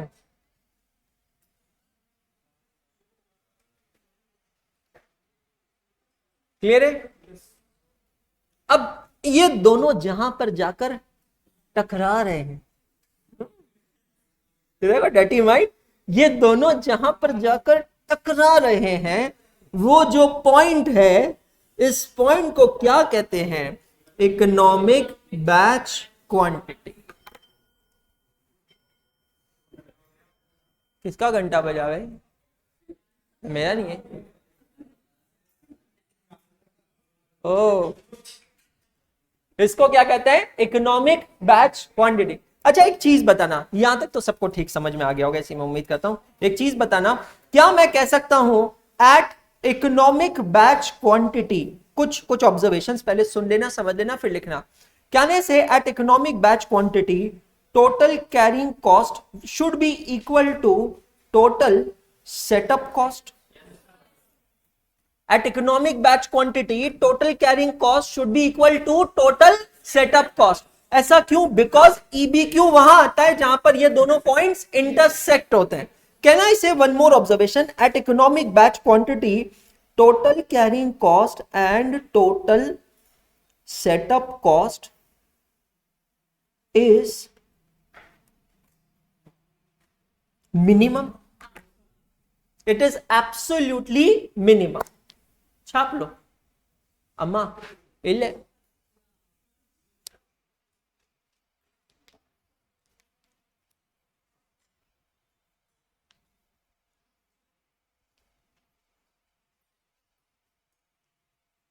देखो, मैं शेयर नहीं करना चाहता इंफॉर्मेशन, बट अब आप अपने हो इसलिए बता रहा हूं। बंसल जी हर बार बच्चों को ताज होटल में पार्टी देते हैं। मैं ये समझता हूं इंदौर में ताज नहीं है तो इसमें हमारी गरीबों की कोई गलती नहीं है, लेकिन मैरियट है, मैरियट है। तो बंसल जी अगर चाहें और भेदभाव ना करें तो मैरियट में सुविधा प्रदान, उस सेंस में नहीं बोल रहा, मैरियट में हमें ट्रीट दे सकते हैं। अब लेना नहीं लेना आपके ऊपर डिपेंड। हाँ, मैरियट अच्छा नहीं है? अरे पगले हैं, अरे पगले, बेस्ट है। अरे सर, रेडिसन में मकोड़े निकले कल, इंदौर के रेडिसन में मकोड़े। हाँ, the two best restaurants of Indore according to me is Grand Sheraton and Marriott. Marriott is best, there is no challenge to Marriott. JW आई नहीं इंदौर में बेटा,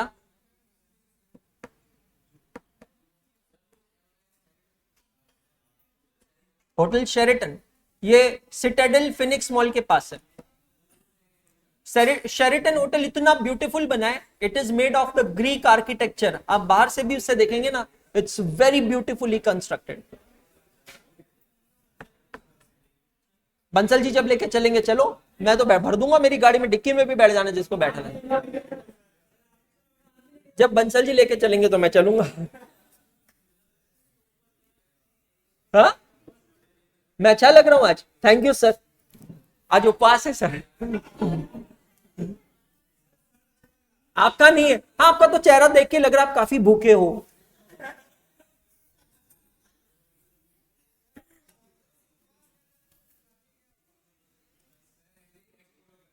हो गया, चलो आगे बढ़ते हैं। Very important concept my dear friend. लिखा सभी ने? ये ditto same concept material cost में पढ़ोगे, उसके बारे में बस मैं टच कर देता हूं बिकॉज आप वो देखेंगे। उस कंसेप्ट का नाम है इकोनॉमिक ऑर्डर क्वांटिटी। ठीक है, अब थोड़ा सा उस पर डिस्कशन करते हैं, फिर इसके क्वेश्चन सॉल्व करते हैं। इकोनॉमिक ऑर्डर क्वांटिटी में क्या होगा समझना। मैं एक प्रोड्यूसर हूं, मैन्युफैक्चरर हूं, अब मुझे रॉ मटेरियल ऑर्डर करना है। अब रॉ मटेरियल कितनी क्वांटिटी में ऑर्डर करना है? Don't you think so it is the same question like how many unit should be produced in a batch? Similarly, how many units should be purchased in a lot, in one order? Because अगर मैं एक साथ, जैसे example ले लो मिठाई वाले का, मिठाई वाला एक साथ में साल भर का ड्राई फ्रूट्स परचेज करके रखता है, तो उसमें दो कॉस्ट इन्वॉल्व होगी। जैसे यहां दो कॉस्ट है, कौन सी दो कॉस्ट है? Setup cost, carrying cost. वहां पर दो कॉस्ट होती है, ordering cost and carrying cost. एक साथ साल भर का ड्राई फ्रूट्स ऑर्डर करके रखा तो उसकी कैरिंग कॉस्ट हाई होगी, लेकिन ऑर्डरिंग कॉस्ट कम होगी। अब सर ऑर्डरिंग कॉस्ट क्या लगती है? भाई साहब आजकल तो जोमेटो पे भी ऑर्डरिंग कॉस्ट लगती है। आजकल जो वो दिन गए बेटा जब जोमेटो ऐसा फ्री में देता था। आजकल तो जोमेटो पे आप देखो 1 किलोमीटर का भी डिस्टेंस सर्विस फी लगाते हैं, फिर रेस्टोरेंट पैकिंग चार्जेस लगाते हैं। अच्छा, मेन्यू उनका अलग ही चलता है। जो रेस्टोरेंट में मेन्यू होता है उसकी प्राइस अलग होती है और जोमेटो की प्राइस अलग ही चलती है। तो हर तरीके से वो पैसा ले रहा है जोमेटो। तो आपको नहीं लगता there is an ordering cost? When you place an order there is a time involve, there are resources involve, there is a cost involve, उसको कहते हैं ऑर्डरिंग कॉस्ट। अब मेरे को एक बात बताओ, अगर मैं छोटा छोटा ऑर्डर प्लेस करूंगा, छोटा छोटा, तो नंबर ऑफ ऑर्डर्स बढ़ जाएगा।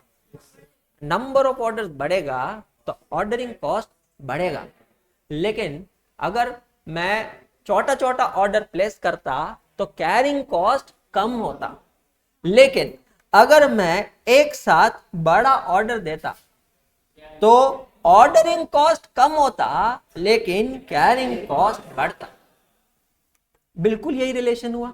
डिट्टो कंसेप्ट है, फॉर्मूला भी सेम है। यहां पर है 2as अपॉन सी, वहां पे है 2ao upon C, where A stands for annual consumption of raw material, O stands for ordering cost, and C stands for CUCPUPA. What is the full form? Carrying cost per unit per annum. आया समझ में? ये दोनों concept इतने realistic concept है कि आपके real life में काफी काम आएंगे। जब भी आपको फैमिली में कोई फंक्शन अरेंज करना है, छोटा मोटा बिजनेस करना है, ये दोनों कंसेप्ट काम आने वाले। चलिए अब इस पे क्वेश्चंस देखते हैं और सॉल्व करते हैं। Come to question number 6। आपके मॉड्यूल का इलस्ट्रेशन नंबर 3 है। ओल्ड सिलेबस के मई 2018 के आरटीपी का ये क्वेश्चन है। Arnav confectioners owns a bakery which is used to make bakery items like pastries, cakes and muffins. हाँ जी, उपवास है मेरा बिल्कुल, इसीलिए मैं सिर्फ बोल के फील ले रहा हूं। Arnab confectioners used to bake at least 50 units of any item at a time. So this is the minimum batch size, 50 units at a time. आपने काफी बार देखा, जैसे आपने कभी बनाई होगी या बनते हुए देखी होगी, इडली बनती है घर पे, तो इडली का सांचा होता है, ऐसे 2-3 लेयर्स की प्लेट्स होती है। एक प्लेट में आई थिंक 5 या 6 इडली का होता है ना। तो अब सपोज अज्यूम करो एक प्लेट में 5 और ऐसे 4 प्लेट्स का ऐसा सांचा होता है, मतलब 20। अब अगर आप ये 20 इडली की जगह एक इडली बनाओगे तो भी स्टीम, गैस उतना ही लगेगा, टाइम उतना ही लगेगा। जैसे मैंने कहा एक इडली बनाओगे, तुरंत मैडम का रिएक्शन था ऐसा क्यों? इलॉजिकल है ना। What is varying is only material cost. तो आप ऑर्डर सेटअप कॉस्ट का डेफिनेशन समझ गए। भाई कॉस्ट तो उतनी लग रही है ना, अब मैं उसमें कितनी इडली बनाऊं, कॉस्ट तो मोटा मोटी सेम लग रही है, सिर्फ मटेरियल कॉस्ट चेंज होगी। A customer has given an order of 600 muffins. आप लोग सॉल्व करोगे, 100 रुपए का क्वेश्चन है, इसलिए कह रहा हूं फोकस करना। To process a batch of 50 muffins the following cost would be incurred. नहीं नहीं, मजाक कर रहा था मैं, 100 रुपए नहीं मिले। नहीं नहीं, सॉरी, गलती हो गई, मजाक कर रहा था मैं। सबको 100 इंसॉल्वेंट करवाओगे मुझे?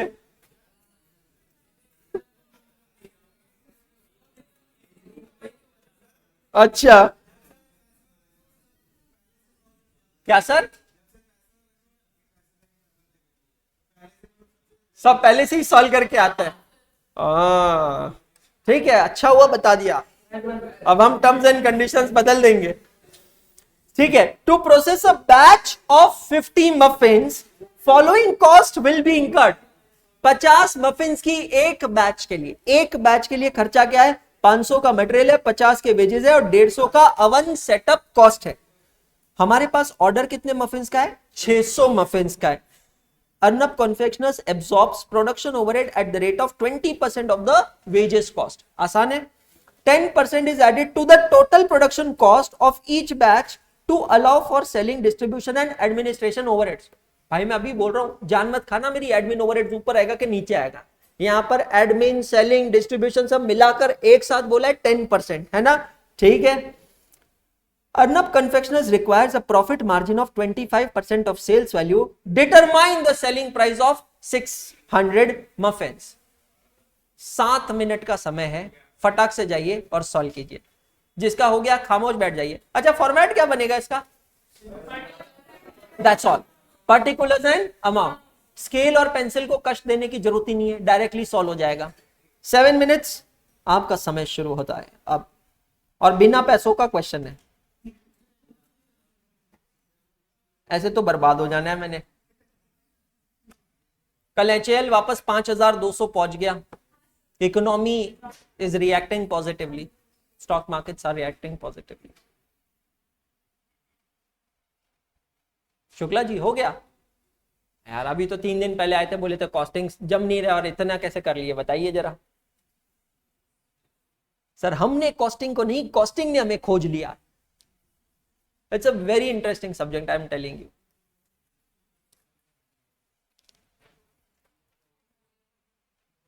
सर ये सब गिफ्ट से अच्छा एक बार पार्टी आपको सस्ती पड़ेगी।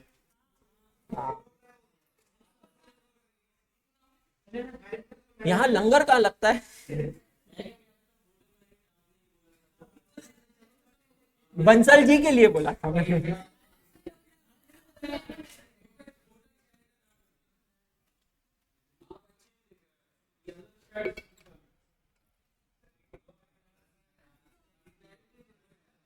सही बात।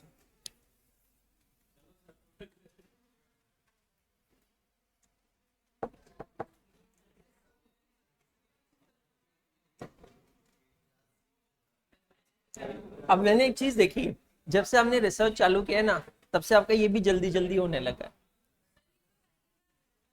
कर दिए थे पहले, 5-6 मिनट में हो गया होगा, 5 मिनट में।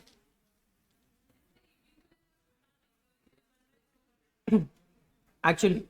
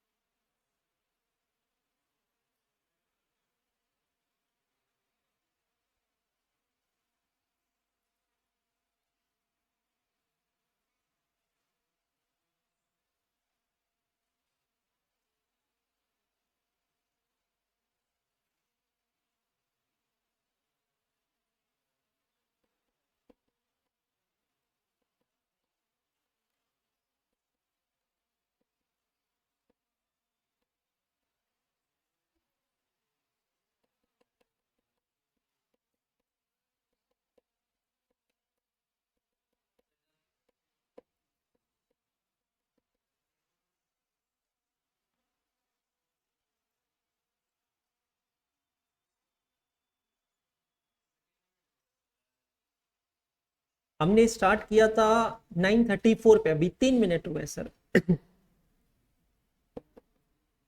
चलो आपली दुसरी कुठे गेली? जय महाराष्ट्र। अच्छा जय, सांडली होती ना सकाळी। हाँ जी, मुझे याद नहीं, मैं बताता हूँ। आयुष्मान भवा हो गया।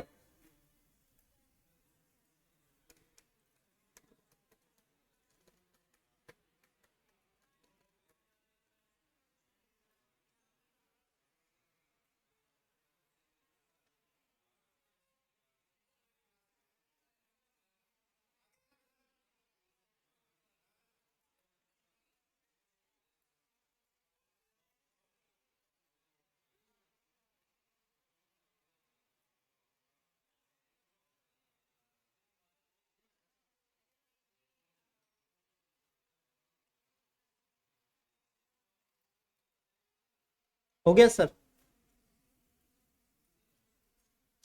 Done sir. समझ में आ रहा है अच्छे से? परफेक्ट। कॉन्फिडेंस ऑल ओके ना? पक्का? Very good. कौन बने आपके फ्रेंड्स? बात होती रहती, सब मतलब ही लोग हैं।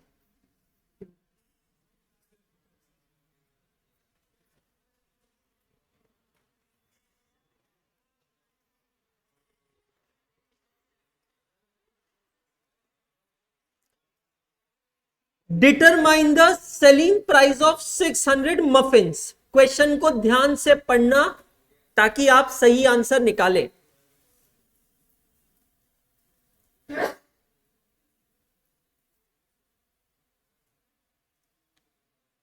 Last 2 minutes left.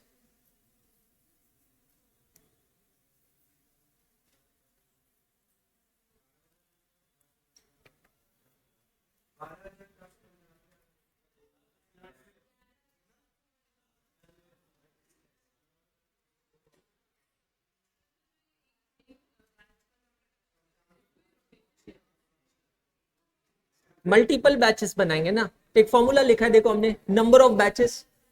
क्या फॉर्मूला हुआ? Number of batches is equal to annual production divided by batch size, है ना? तो हम वही तो डिसाइड कर रहे हैं, बैच साइज कितना होना चाहिए।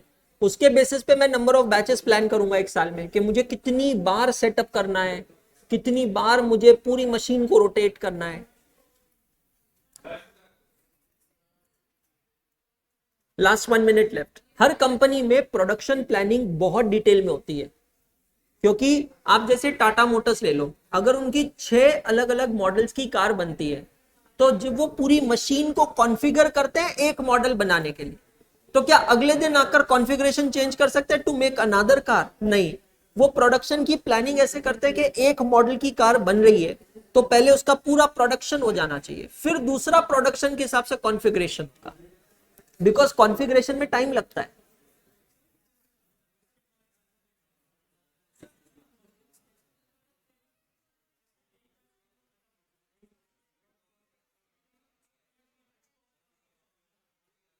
वो सेटअप कॉस्ट में इंक्लूड हो जाता है, pre post is included in the setup.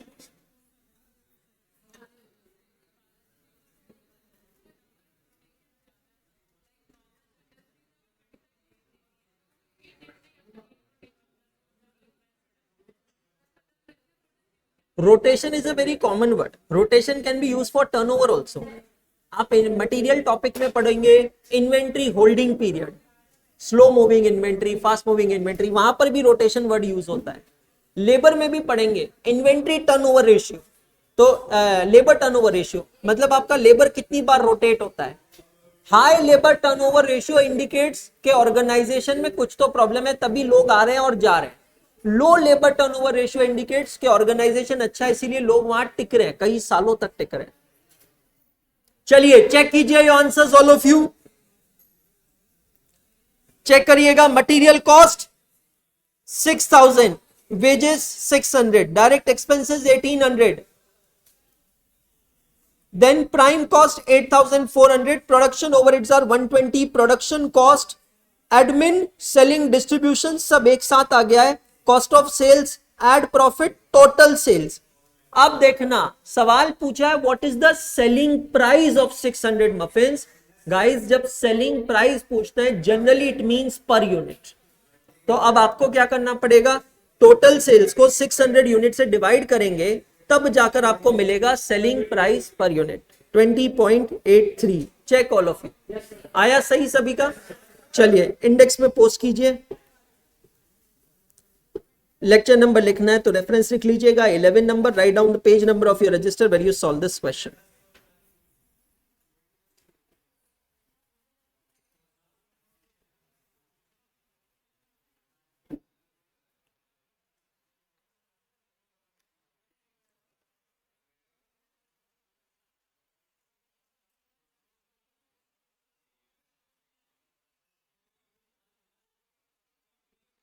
Come to your registers, write down question number 9 oblique triple A oblique 8.6। 9 8 10 करते हैं। Question number 10 oblique triple A oblique 8.6।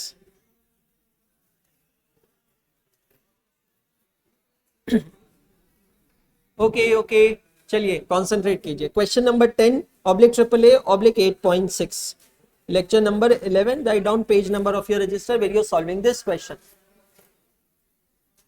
Messrs KBC Bearing Company is committed to supply 48,000 bearings per annum. Can I say this 48,000 bearings is my A? Check all of you. A stands for annual production. Okay. To Messrs KMR fans on a steady daily basis. It is estimated that it cost ₹1 as inventory holding cost per bearing per month. Accident point highlight कर लेना, हमें चाहिए कक पुप्पा, यहां दिया है कक पुप्पम, यहां क्या दिया है carrying cost per unit per month, हमें चाहिए carrying cost per unit per annum. कैसे निकालेंगे, come over write down carrying cost per unit per month into 12 months, तो 1 रुपए इनटू 12 महीने, दैट बिकम्स 12 रुपए। समझ में आया। जो हमारा फॉर्मूला है root of 2as upon c, here c stands for carrying cost per unit per annum. Read data very carefully, it is given per month and the setup cost per run, per run का मतलब क्या है, per batch, per setup is rupees 3,200, direct दिया है s is equal to rupees 3,200। ठीक है, question क्या है, what would be the optimum run size of bearing manufactured। Again मैं कह रहा हूं रन का मतलब क्या है, बैच। अगर किसी को भी लगता है बाद में आप भूल जाओगे तो रन के पास में आप लिख दो batch. It is used as an adjective, ये रन का मतलब भागने वाला रन नहीं है। अब यहां पर सबसे पहला सवाल पूछा है EBQ formula 2as upon c, that is equal to 2 into 48,000 into 3,200 divided by 12, 2 into 48,000 into 3,200 divided by 12, और इसका रूट कितना आ रहा है 5060 बियरिंग्स या यूनिट्स। राउंडिंग ऑफ में चेक कीजिएगा ये आंसर आ रहा है क्या। अमन अंदानी बेटा एक बार चेक कर लो, आई थिंक कुछ मिस्टेक हो गई है आपसे। 3577 नहीं आंसर, 5059.64 है, तो 5060 आंसर आना चाहिए। सभी जने कैलकुलेशंस वापस चेक कर लीजिएगा, सभी जने क्लियर है। अब इसका मतलब क्या हुआ है कि मुझे एक बार में एक बैच में कितने बियरिंग्स बनाना चाहिए, 5060, that is the most economical batch size for me. Second question है what would be the interval between 2 consecutive optimum run. अब ये मैनेजमेंट के व्यू पॉइंट से समझ रहे हैं, आपसे पूछ रहे हैं कि 2 रन्स मतलब 2 बैचेस के बीच में ड्यूरेशन कितना होगा। ठीक है, कोई बात नहीं, लॉजिकली समझेंगे तो सबसे पहले हमको उसके लिए निकालना पड़ेगा नंबर ऑफ बैचेस, है ना, number of batches. Number of batches कैसे निकालते हैं, देखिए एक फॉर्मूला मैंने लिखा है। मैं आप सबसे एक्सपेक्ट करता हूं कि जब भी कोई नया फॉर्मूला हम लिखेंगे वो आपके रजिस्टर के पीछे फॉर्मूला बुक में जाना चाहिए। आज के दो फॉर्मूलाज हो गए, एक नंबर ऑफ बैचेस का और एक इकोनॉमिक बैच क्वांटिटी का। तो टोटल 3 फॉर्मूलाज वहां होने चाहिए। मार्जिन स्पेस में चैप्टर नंबर का रेफरेंस आएगा 8। नंबर ऑफ बैचेस क्या देखा हमने, एनुअल प्रोडक्शन, बहुत लॉजिकल है, ये रटने वाली बात नहीं है, डिवाइडेड बाय बैच साइज। तो मुझे एक साल में 48,000 बियरिंग्स बनाने हैं और मेरा जो बैच का साइज है वो है 5060। तो 48,000 डिवाइडेड बाय 5060, पहले विद डेसिमल लिखेंगे 9.49, दैट इज 10 बैचेस। पर सर हमने तो बचपन से सीखा है राउंडिंग ऑफ 0.5 के ऊपर तो हायर साइड, 0.5 के नीचे लोअर साइड। चल मैं तेरी प्रॉब्लम अभी सॉल्व करता हूं भाई। अगर तूने 9 बैचेस बनाए तो तेरे नंबर ऑफ यूनिट्स कितने बनेंगे? सर 5060 इंटू 9 बैचेस, मेरे नंबर ऑफ यूनिट बनेंगे 45,540। लेकिन तेरा एनुअल कंजम्पशन प्रोडक्शन कितना है? तो मैं एक बैच एक्स्ट्रा लगा दूंगा, भले ही उसमें थोड़े यूनिट्स कम बना लूंगा। आप मेरा पॉइंट समझे? लेकिन मैं कम नंबर ऑफ बैचेस नहीं बना सकता। I have to meet the target of 48,000 units of production. Is this clear to all of you? Question अभी 1 ही है। अब आपको पता चल गया है एक साल में 10 बैचेस बनेगी, ठीक है। तो अब दूसरी चीज हम लोग निकालेंगे, फ्रीक्वेंसी ऑफ बैचेस। अब ये फ्रीक्वेंसी ऑफ बैचेस का मतलब क्या, जो सवाल पूछा है ना, what is the time interval between 2 consecutive batches, उसको कहते हैं फ्रीक्वेंसी ऑफ बैचेस।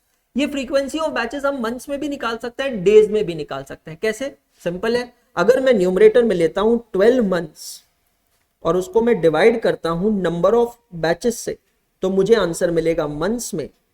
या फिर अगर मैं न्यूमरेटर में लेता हूं 365 डेज। कॉस्टिंग में बेटा जी ध्यान रखना, काफी क्वेश्चंस में क्लियरली दिया होता है अज्यूम 1 ईयर ऑफ 360 डेज। तो उस केस में आपको 365 नहीं लेना है, उस केस में क्या लेना है? 360 डेज। तो 365 divided by number of batches. Sir अगर एग्जाम में पूछा है तो क्या करना है? एग्जैक्टली जैसा मैं सामने कर रहा हूं वैसा करके आ जाइए।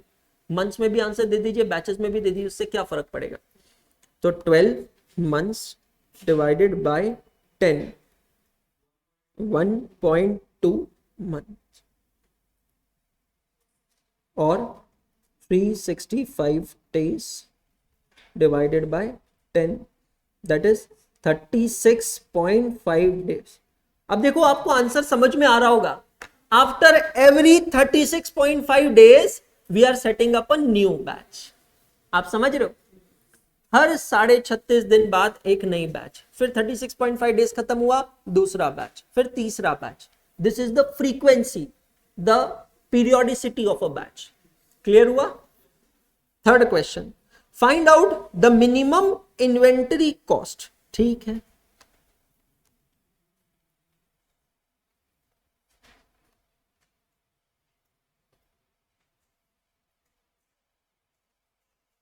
मिनिमम इन्वेंट्री कॉस्ट का मतलब होता है टोटल कैरिंग कॉस्ट।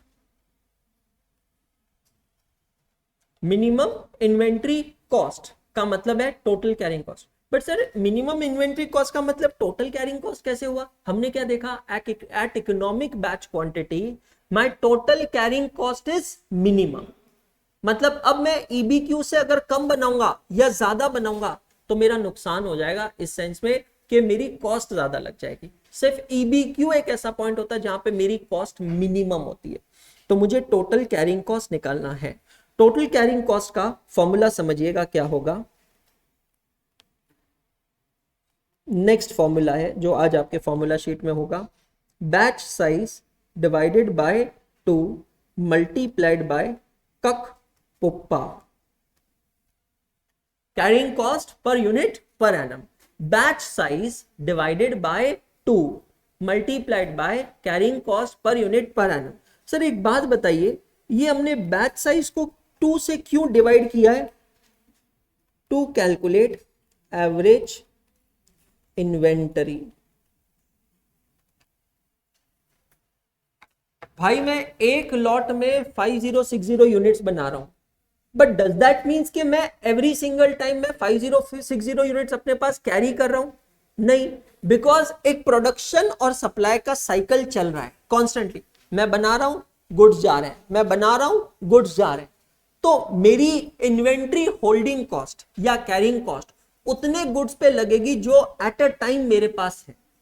तो मैं ये मान सकता हूं कि एक एवरेज इन्वेंट्री मेरे पास हमेशा रहेगी। एवरेज इन्वेंट्री का मतलब क्या? जितना मैं बना रहा हूं उसकी आधी क्वांटिटी हमेशा मेरे पास इस स्टोरेज में, साइकिल में हमेशा पड़ी रहेगी। तो उतनी आधी इन्वेंट्री के ऊपर मैं कैरिंग कॉस्ट मल्टीप्लाई कर दूंगा। तो एवरेज इन्वेंट्री का फॉर्मूला मैंने क्या बताया? बैच साइज डिवाइडेड बाय 2, मतलब 5060 डिवाइडेड बाय 2 मल्टीप्लाइड बाय कक पुप्पा हमने ऊपर निकाला था 12 रुपीज। तो 5060 divided by 2 multiplied by 12 rupees, it comes to rupees 30360। 30360 clear हुआ? अब एक चीज जो इस क्वेश्चन में नहीं दी है पर मैं एक्स्ट्रा से आपको करवा रहा हूं, ठीक है, इसलिए मैं अलग कलर के पेन से लिख रहा हूं, आप भी पेन का कलर चेंज करके लिखना। अगर सपोज हमें यहां पर कैलकुलेट करना रहा what is the total setup cost, एक और फॉर्मूला आप सीखेंगे आज का। एंड मैं फिर से रिक्वेस्ट कर रहा हूं, every formula should go in the formula book behind, correct? Total setup cost, it is equal to number of setup oblique number of batches multiplied by setup cost per batch. Logical है, isn't it guys? मुझे एक साल भर में total setup cost कितनी लगेगी, ये किस पे डिपेंड करता है? How many batches multiplied by cost per batch. So how many batches I am doing in a year? Number of batches हमने निकाला है 10 बैचेस। अच्छा, अभी बता रहा हूं, कभी कभी हम राउंडिंग ऑफ बैच ना लेकर कॉस्ट के कैलकुलेशन के लिए डेसिमल वाली बैच ले सकते हैं। उसका इंपैक्ट क्या होगा अभी आपको मैं एक्सप्लेन करूंगा। 10 batches into, if I am not wrong, I think this figure was 3200। Check all of you, ये देखो हमने ऊपर एस लिखा है 3200। Is it coming rupees 32,000? आया सभी का? अब जरा अपना वो ग्राफ वाले पेज पर जाइएगा जहां मैंने ग्राफ बनवाया था। देखो तो बेटा यहां पर मैंने कुछ लिखा है, at EBQ total CC should be equal to total setup cost, पर वो तो वही नहीं है। यहां पे टोटल कैरिंग कॉस्ट हमारी आई 30360 और टोटल सेटअप कॉस्ट आई 32,000। ये मैच नहीं हुआ। अब एक काम करो, हम थियोरेटिकली मैच कर लेते हैं। कैसे मैच करते हैं? अपने कैलकुलेटर पे ये फिगर लो, ये डिवीजन लो और जितने डेसिमल दिख रहे हैं वो डेसिमल लेंगे। 48,000 डिवाइडेड बाय 5060। वैसे आपकी जानकारी के लिए 5060 भी राउंडेड ऑफ फिगर है, ठीक है, बट स्टिल जितना नजदीक आ सकते हैं 9.4861660079 ये हो गए number of setup in decimal. इसको मल्टीप्लाई करो 3200 से। Can you see that you have came close to this figure? अभी आपके स्क्रीन पे क्या फिगर है? 30,356। यहां कितना आया? 360। 4 रुपए का डिफरेंस। ये भी क्यों है मैं बता रहा हूं, क्योंकि हमने EBQ जो था वो 5059 पॉइंट समथिंग आया था, हमने उसको राउंड ऑफ किया था। तो सर एक बात बताइए, अगर ये राउंडिंग ऑफ नहीं होता था तो क्या ये एग्जैक्ट आता था? आंसर है यस। मटेरियल कॉस्ट टॉपिक के अंदर आप देखेंगे दोस्तों, economic batch quantity, economic order quantity, high probability है MCQ के क्वेश्चन इस पे आने की। ये जो पूरा क्वेश्चन अभी हमने सॉल्व किया है ये MCQ के व्यू पॉइंट से बहुत इंपॉर्टेंट है। क्यों है? मेरे को एक बात बताओ, can you not solve this entire question on calculator? Do you really need to write it to do this? Answer is no. Such questions can be asked in MCQ. This is a question which may require decision making. We will see such questions, but it may require decision making. Hence, it can be asked in MCQ. Have you understood this question? चलिए index में post कीजिए इस question को।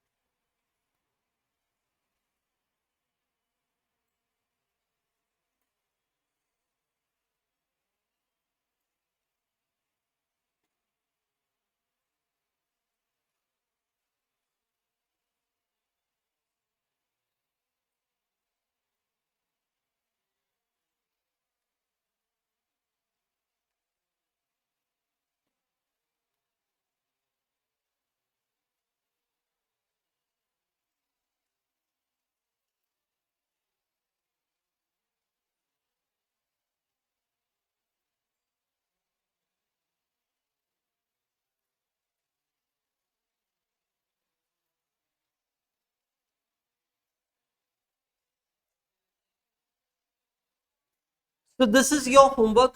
Write it down, all of you. Chapter number 8, question 11 and 12, and chapter number 12, question number 2. All the questions are from ICI study material. You can check it, you can solve it. Correct? So फिर से हम लोग मिलेंगे अब Monday morning में. No class tomorrow on Sunday. Monday morning में हम लोग मिलेंगे. Monday we will complete this topic and we will take it forward. ठीक है? Thank you so much. Have a good day on. Monday को test भी है सर, आपको सब इन्फॉर्म कर दिया जाएगा. Don't worry. अब टेस्ट हो सकती है आपकी, कभी भी हो सकती है.